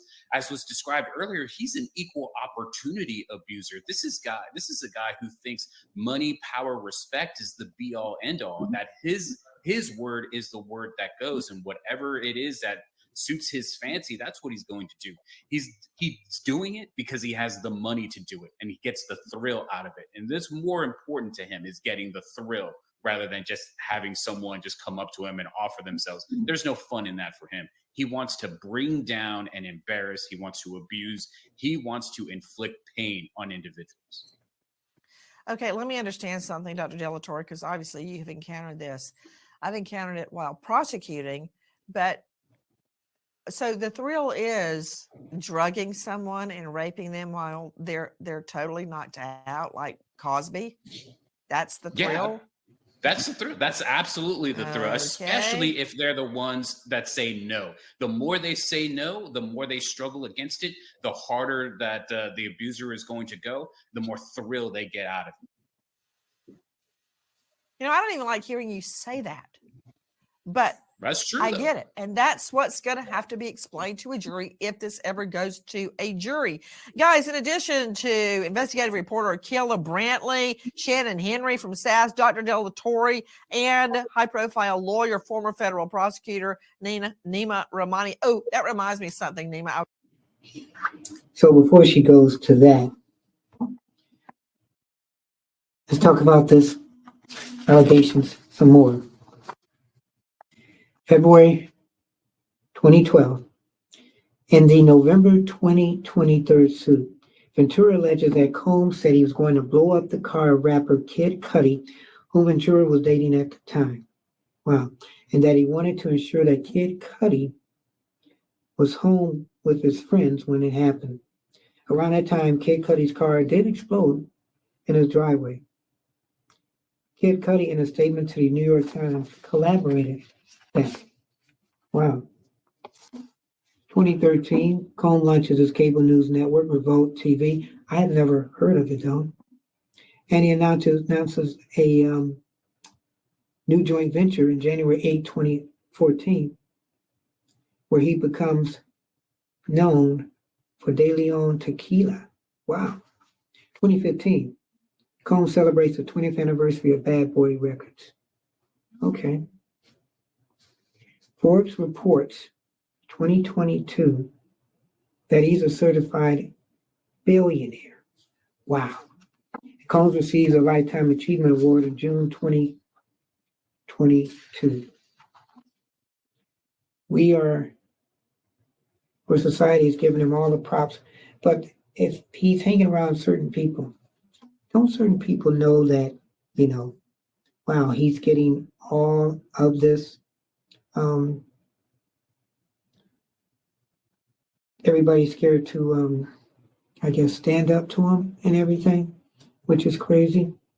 So now let's talk about some of the boxes that the feds were looking at.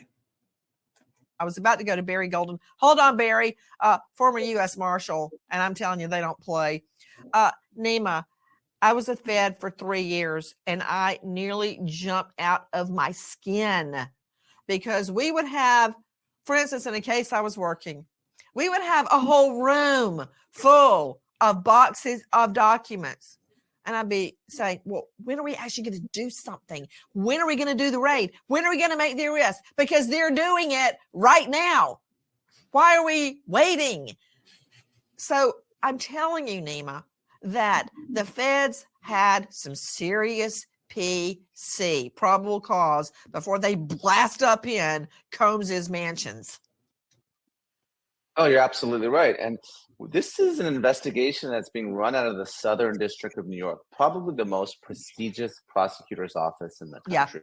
They hire the brightest and the best. So just because the raids were executed in Los Angeles and Miami doesn't mean the investigation started here. It started in New York. So they know what they're doing. And you know, Nancy, the feds wait until they have a made hand, a bulletproof, ironclad case before they go in. They have the luxury of waiting, of interviewing those witnesses, putting them before the grand jury. Because once you execute a search warrant like this, evidence starts to disappear, people may disappear. So this is the final step before people start getting arrested.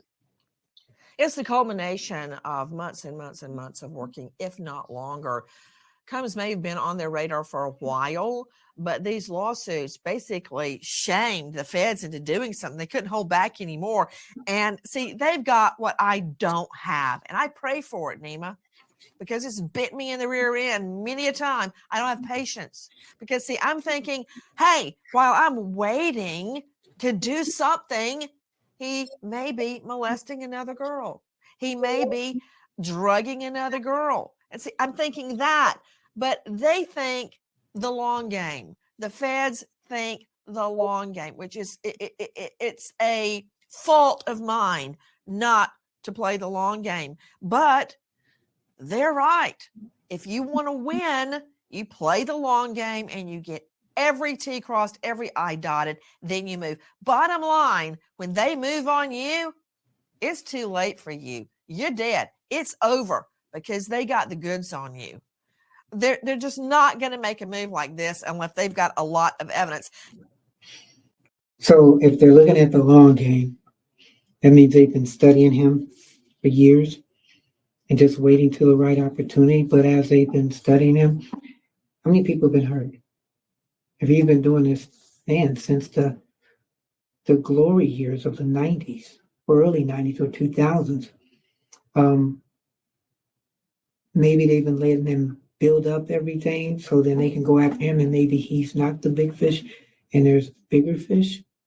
Kind of like the Trump case, kind of like the R. Kelly case, kind of like the Jeff Epstein case. But you think while they're sitting back and letting stuff build, kind of like what Nancy Grace said, how many people are being hurt from this? Wow. Again, the timeline.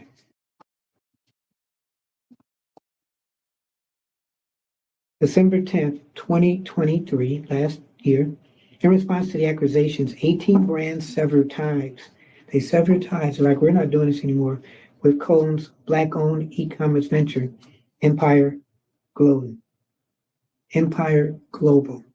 December 11, 2023, a public petition started by feminist and survivor advocacy group Ultraviolet circulates, calling the Recording Academy to rescind Combs' 2024 Grammy nomination for a progressive R&B album amid the sexual abuse allegations.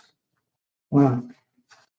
December 11, 2023, the Recording Academy releases a statement in response to Diddy's Grammy nomination and the allegations. We are taking this matter very seriously, and we are in the process of evaluating it with the time and care that it deserves. Wow. January 12, 2024, Combs did not attend the Grammys. January 16, 2024,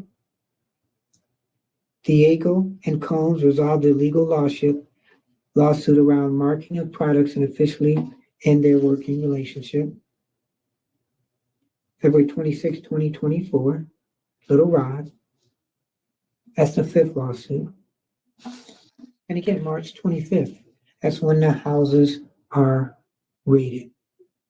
Wow, we got all these papers. If you look at the filing of the lawsuit, it's very graphic. I couldn't even read it all because there was too much in it. But if he's done what is alleged, and some of these other people in there have done what they're alleged to be doing, then they all should be held accountable. It makes you think, what kind of case is this?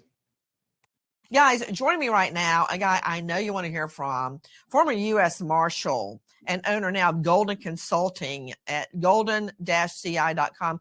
Barry Golden, a significant portion of this case is criminal enterprise. Anybody jump in? We're not having high tea at Windsor Castle, please.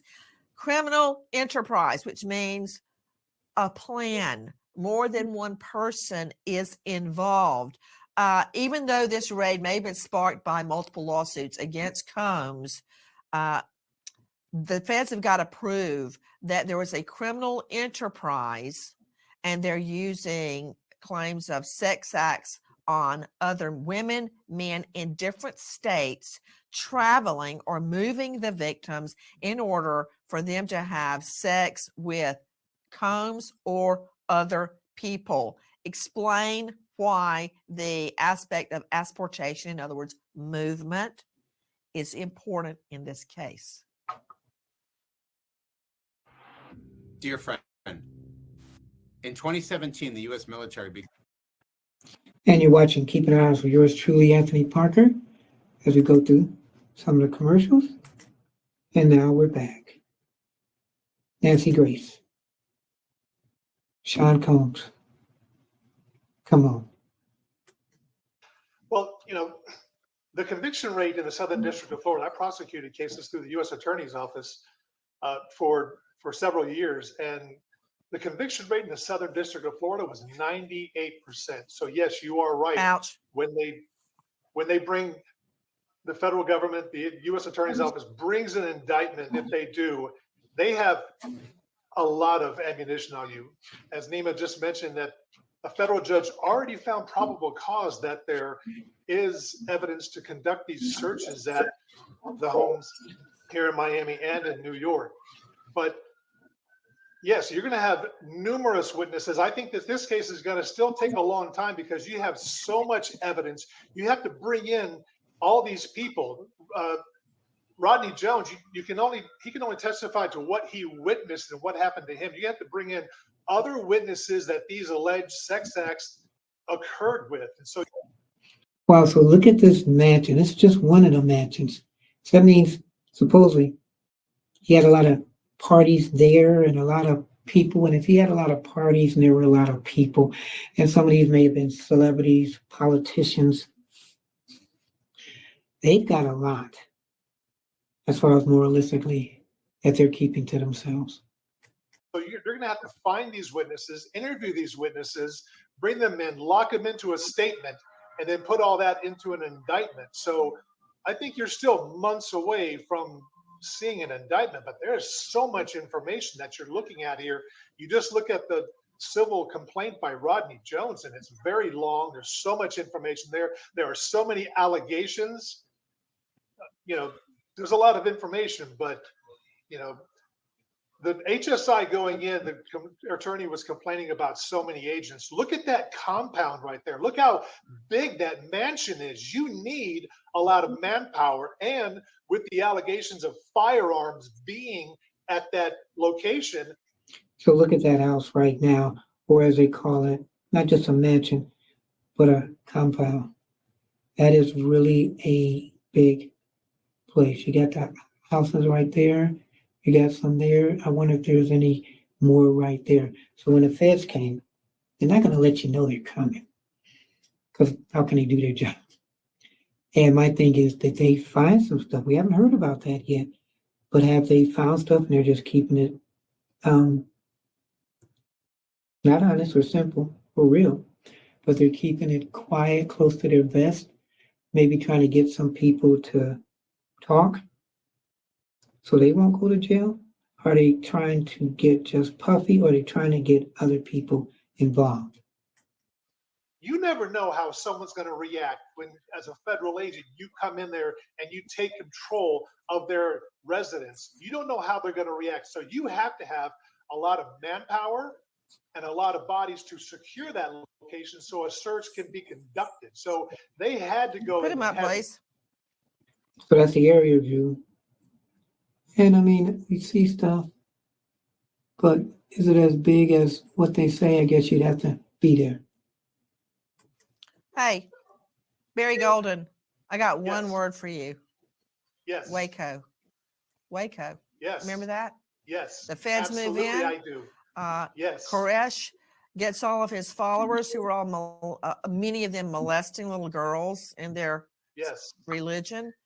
They fire on the feds, and everything goes wild. And I still remember seeing the video of the flames and the standoff and the shootout when feds moved in. And I got to tell you something. I've been on many searches and arrests pursuant to warrant, of course, and people don't take to it very kindly. If they can reach a gun, you're in trouble. End of story. Here's another thing we see going on too. Kayla Brantley joining us, investigative reporter, Daily Mail. We know that Combs's alleged drug mule was arrested at the Miami airport. At the same time, Combs's rapper sons were put in cuffs during the raids on the mansions. So that's interesting. The drug mule, and I think they'll tell a little bit more about that. The feds had everything orchestrated right. They had the feds at the houses, and they had the fed following a drug mule. So, I mean, they say indictment, you can indict a ham sandwich. So I don't know what that means. But as far as this case, they're saying this could go on for a long time. If you get so many people at these parties involved, some celebrities, some politicians, all sick people, and messing around with people they shouldn't be messing around, that's really crazy. So this case will be going on for a while.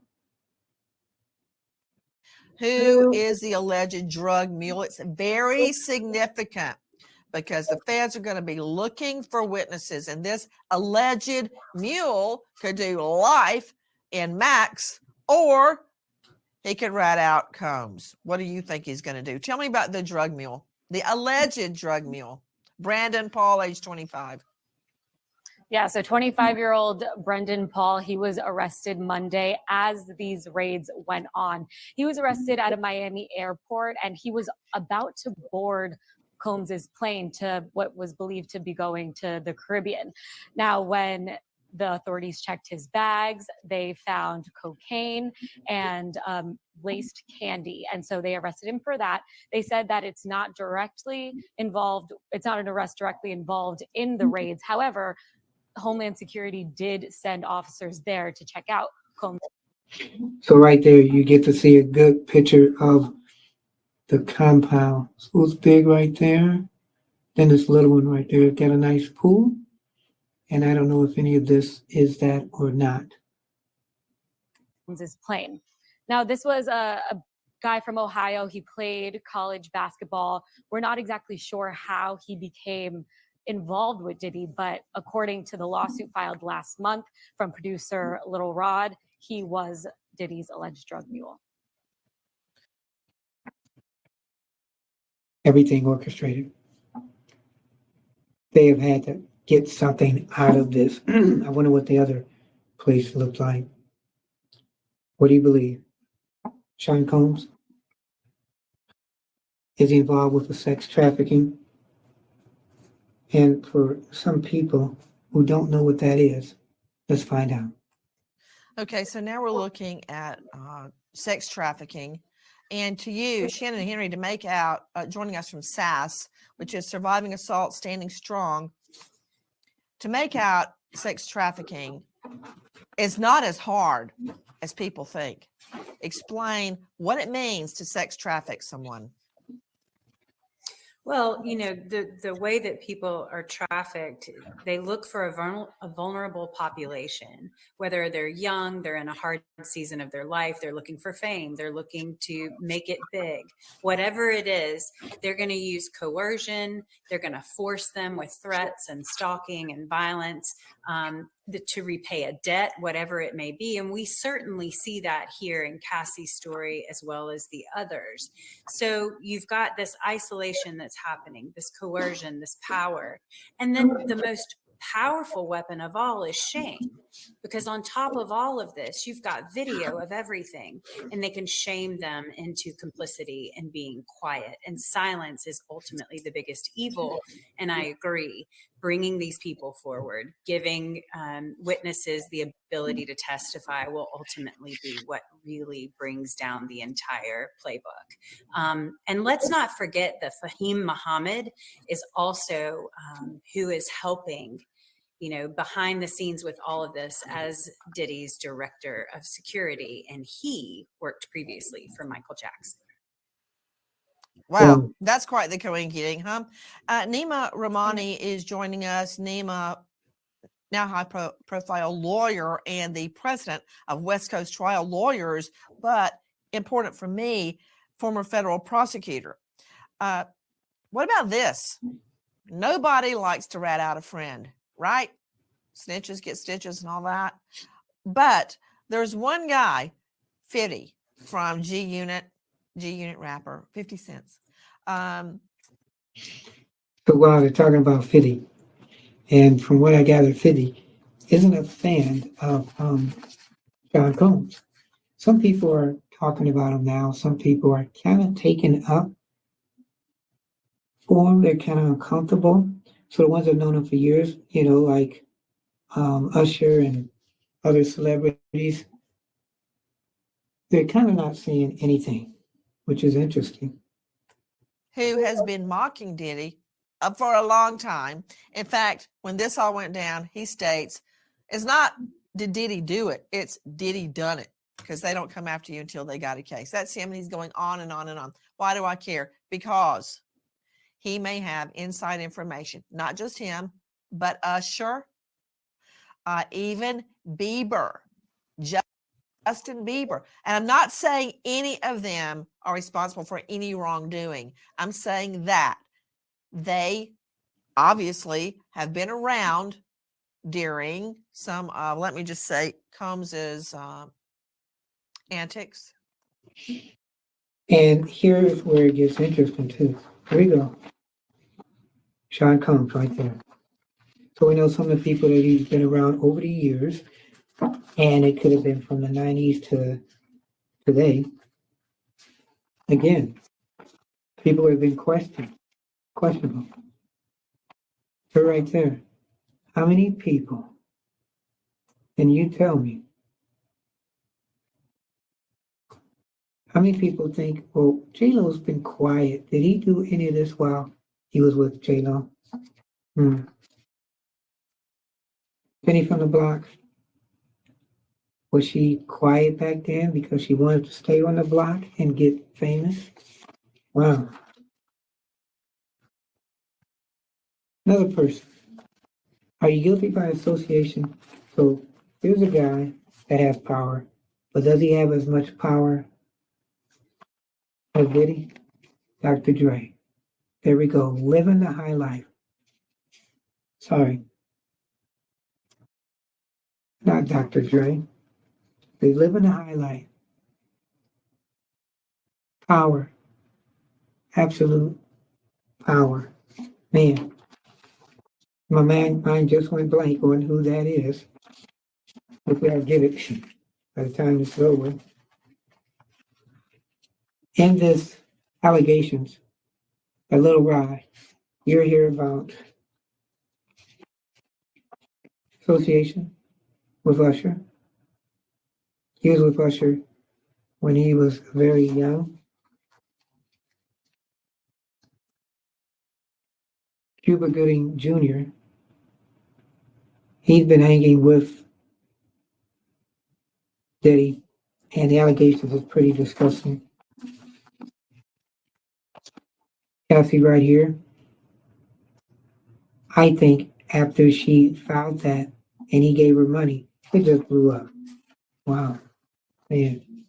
So I'm gonna tell you some of the people that he's been known to be around, okay, over the years. Lil Kim, Rick Ross, they've been collaborators for years. In 2023, their friendship made some headlines as Diddy sent a fellow rapper a golf cart as a housewarming gift after Ross's move to Miami. DJ Khaled. Back in 2017, Instagram users will remember the 2017 jet ski debacle featuring Khaled riding over to Diddy's, and he got stuck. I'm okay. I made it to Diddy's house, he said, after multiple videos recounting the near emergency. In 2022, Diddy honored his lovable friend at Khaled's 47th birthday party. I appreciate you loving me as a friend. You was king down here in Miami, and look at you now.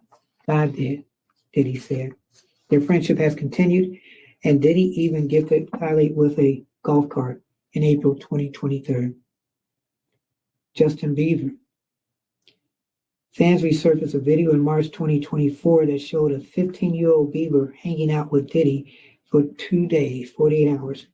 Where we were hanging out and what we were doing, we really can't disclose, he said. But it's definitely a 15-year-old's dream. Wow. So let me see. What was I as a 15-year-old? What was my dream? To go to a Diddy party? Wow. Mariah Carey. Puffy will be shining my shoes in 2 years. Wow. She was referring to Diddy's former moniker, Puff Daddy. It was one of the very few times I stood up to Tommy, telling him that what he had said was blatantly racist. I was pissed, excuse me. Usher. So it's interesting. I don't know how many people knew this, but Usher lived with Diddy. Okay, here we go.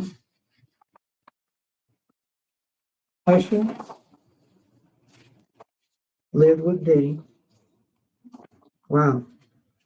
He says, I got a chance to see things. I don't know if I could indulge and even understand what I was looking at. He said the place was filled with chicks and partying nonstop. Wow.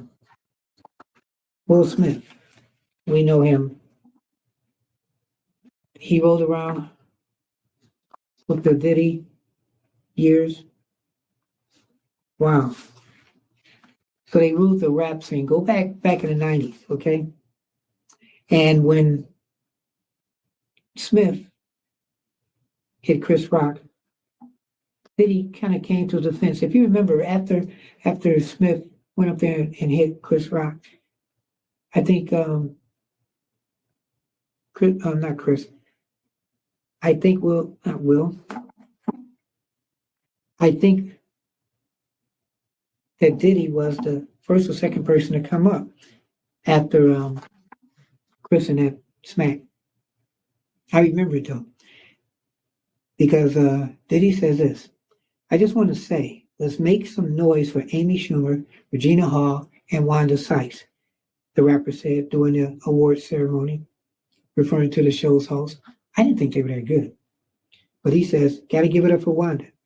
I did not know that this year was going to be the most exciting Oscars ever. Had nothing to do with Wanda. But he added, which I did like, okay, Will and Chris, we're going to solve that like family at the gold party, okay? But right now, we are moving on with love. Everybody make some noise. And then Ashton Kutcher. It started over Punk because he's like, yo, you can't punk me. I was like, I don't know what to tell you. Everybody's on the table. So that started our conversation. Okay. And they became fast friends. But you look at some of these people who are friends of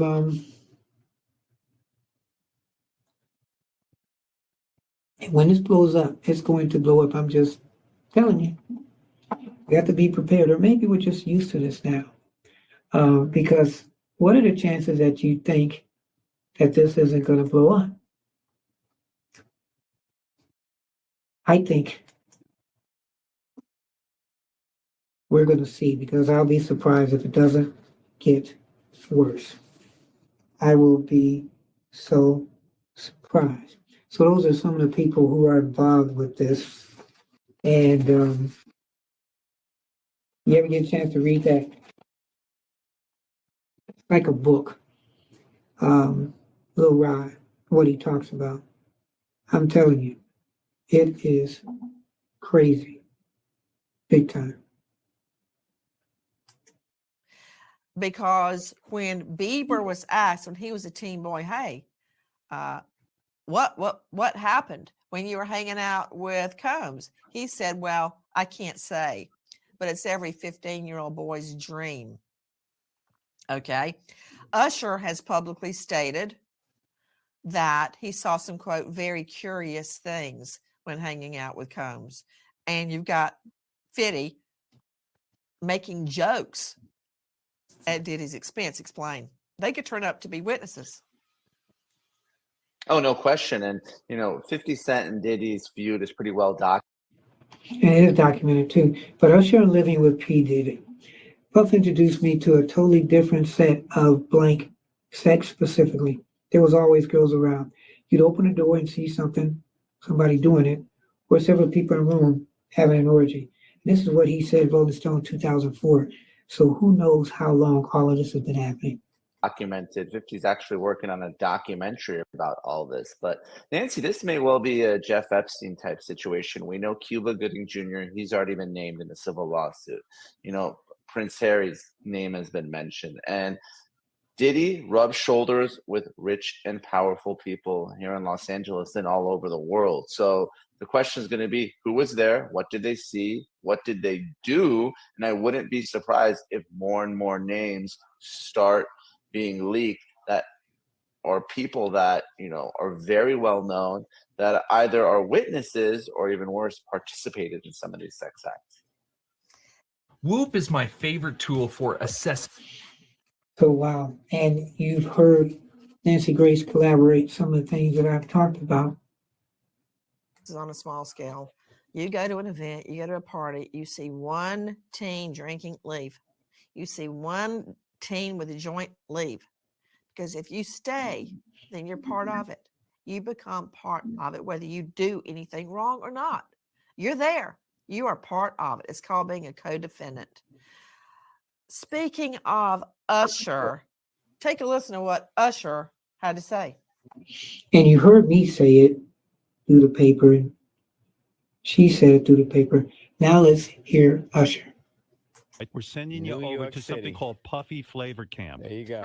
To learn some. Camp. Yeah, Flavor that's what it Camp. was called. And you're going to go to Puff Daddy's. He's going In the 90s. Do you understand what that's like? Puffy's place was like just filled with chicks and orgying like nonstop, right? No, not really. I Come mean, on. but hey, it was curious. I got a chance to see some things. Yeah, but you were 13. What were you I seeing? went there to see the lifestyle. Right. And I saw it. And it was but I don't know if I could indulge and understand what I was even looking at. It was pretty wild. So nobody. So there you go in Usher's words. He said he saw a lot of things going on, too much for a kid. Some people even said they were trying to groom him. We don't know how much of this is true. Only time will tell, but we have a lot of people that are collaborating some of these stories. Okay, he went on to say that you'd open a door and there would be people in that room, multiple women and men having orgies, a totally different set of sex, specifically always girls around. This was when he was 13. Now, you're hearing Usher speaking to Howard Stern and being very, very candid. Stern has the ability to get people to drop their guard and speak as they would as if they were speaking to a longtime friend in the privacy of their home, as you saw right there. And I'm just wondering if, as this case goes forward to Barry Golden, former U.S. Marshal, if we're going to see more people that are high profile being forced pursuant to subpoena to speak out. Wow. And that's going to be the thing. Are you going to see some of these entertainers, some of these politicians speak out and maybe admit that they were a part of this? Could be somebody else, kind of like the Jeffrey Epstein list. People waiting for that list to come out. And it came out and it wasn't as explosive as everybody thought. But with this one, you get people going to court trying to sue, trying to get money. And they're making this very graphic. So I'm curious if Epstein and Diddy ever got together and did a big party or went back and forth, or did some of the people who went to the Epstein party also go to the Usher party? What will happen if some of these people do speak out? Well, yes, when you read in some of these civil lawsuits, you see that there are allegations that there are other people, other witnesses that were there at the time when these alleged criminal acts occurred. So now the U.S. Attorney's Office is going to have to find those people, interview those people, and then get these people to be willing to testify against Sean P. Diddy Combs, this person who is a mega superstar with millions and millions or billions of dollars. And now they have to be able to stand up and face him in court and say, he did this, this, and this. The U.S. Attorney's Office is going to have to find these people and bring these people in and be willing to testify against a mega superstar. And people very often, I hate to say, don't come forward out of the goodness of their heart. They have to be forced. In other words, you have to threaten them with unnamed co-conspirator status.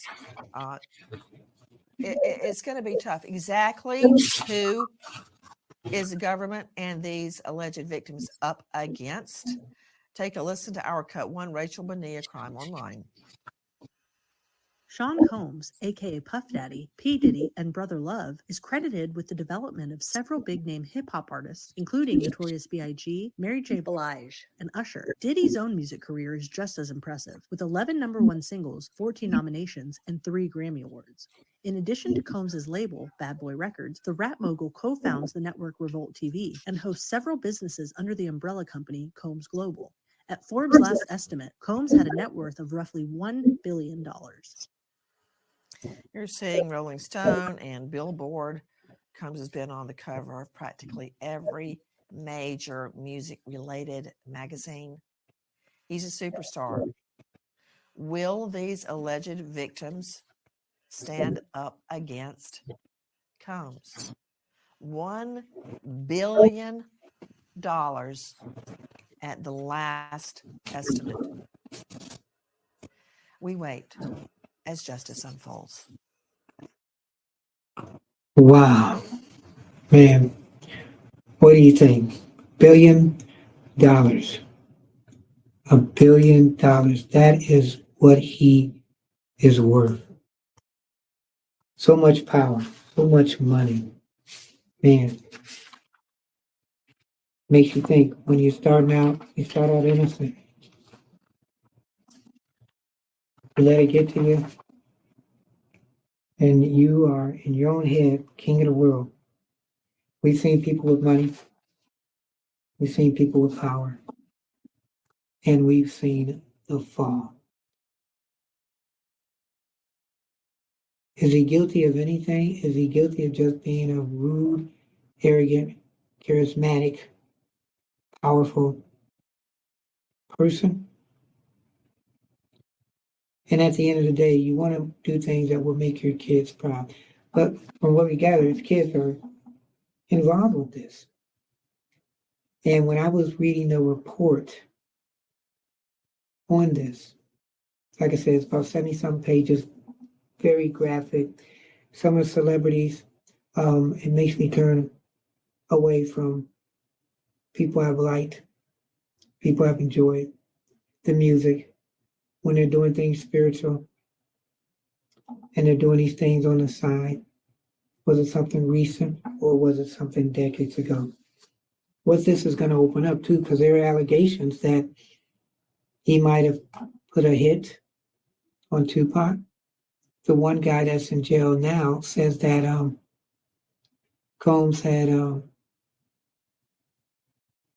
was supposed to pay him $1 million to do a hit on Tupac.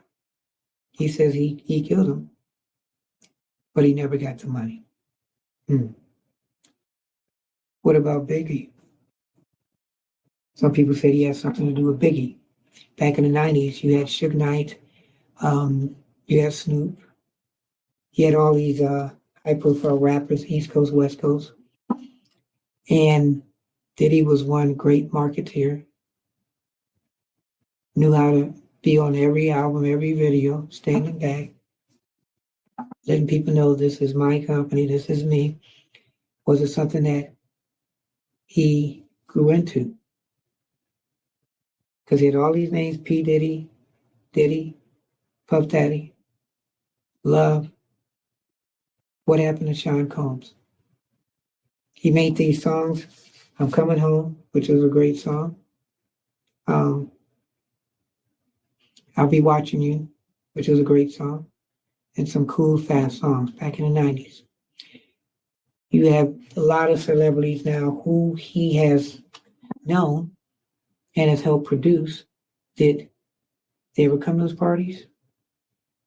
And if they did, was a non-disclosure thing that they had to fill out? How many of these celebrities over the past 20-something years can come and say, well, this is what I think he did? Or, I'm not going to say because I did it too.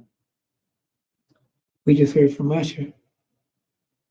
We hear 50 or 50. When you do something so bad, but yet people know that you've done good things, does that erase the good things you've done? Moralistically, I think it does. Can you still watch Bill Cosby? Can you still watch Bill Clinton? Can you listen to R. Kelly? Can you watch Cuba Gooding Jr.? Blah. When you find out that he's done some of these gross things and disgusting things to people. When you're sex trafficking, when you're doing underage, when you're doing same sex, having people watch. And there's a lot of stories that I didn't do here that Puff Daddy is really accused of. So I tell people, you're both sides of the story, you're all sides. I try to give some good stuff, played the music a little bit, brought you back to what Puffy was. But who is he now? You have any questions or comments? You can email yours truly as parkerman2011@gmail.com, parkerman2011@gmail.com. You can text me 216-702-3718, 216-702-3718. Tell your friends. Like us. Subscribe to us. If you have any show ideas that you'd like to see, let me know. Again, we try to give you the left side, we try to give you the right side, and at the end of the day, we hope you decide. It may be stuff you may not want to hear or believe in, but hopefully it's the truth. So, you've been watching Sean Combs, Come On Home. Okay? And in closing, is he a religious man? Can he be a religious man?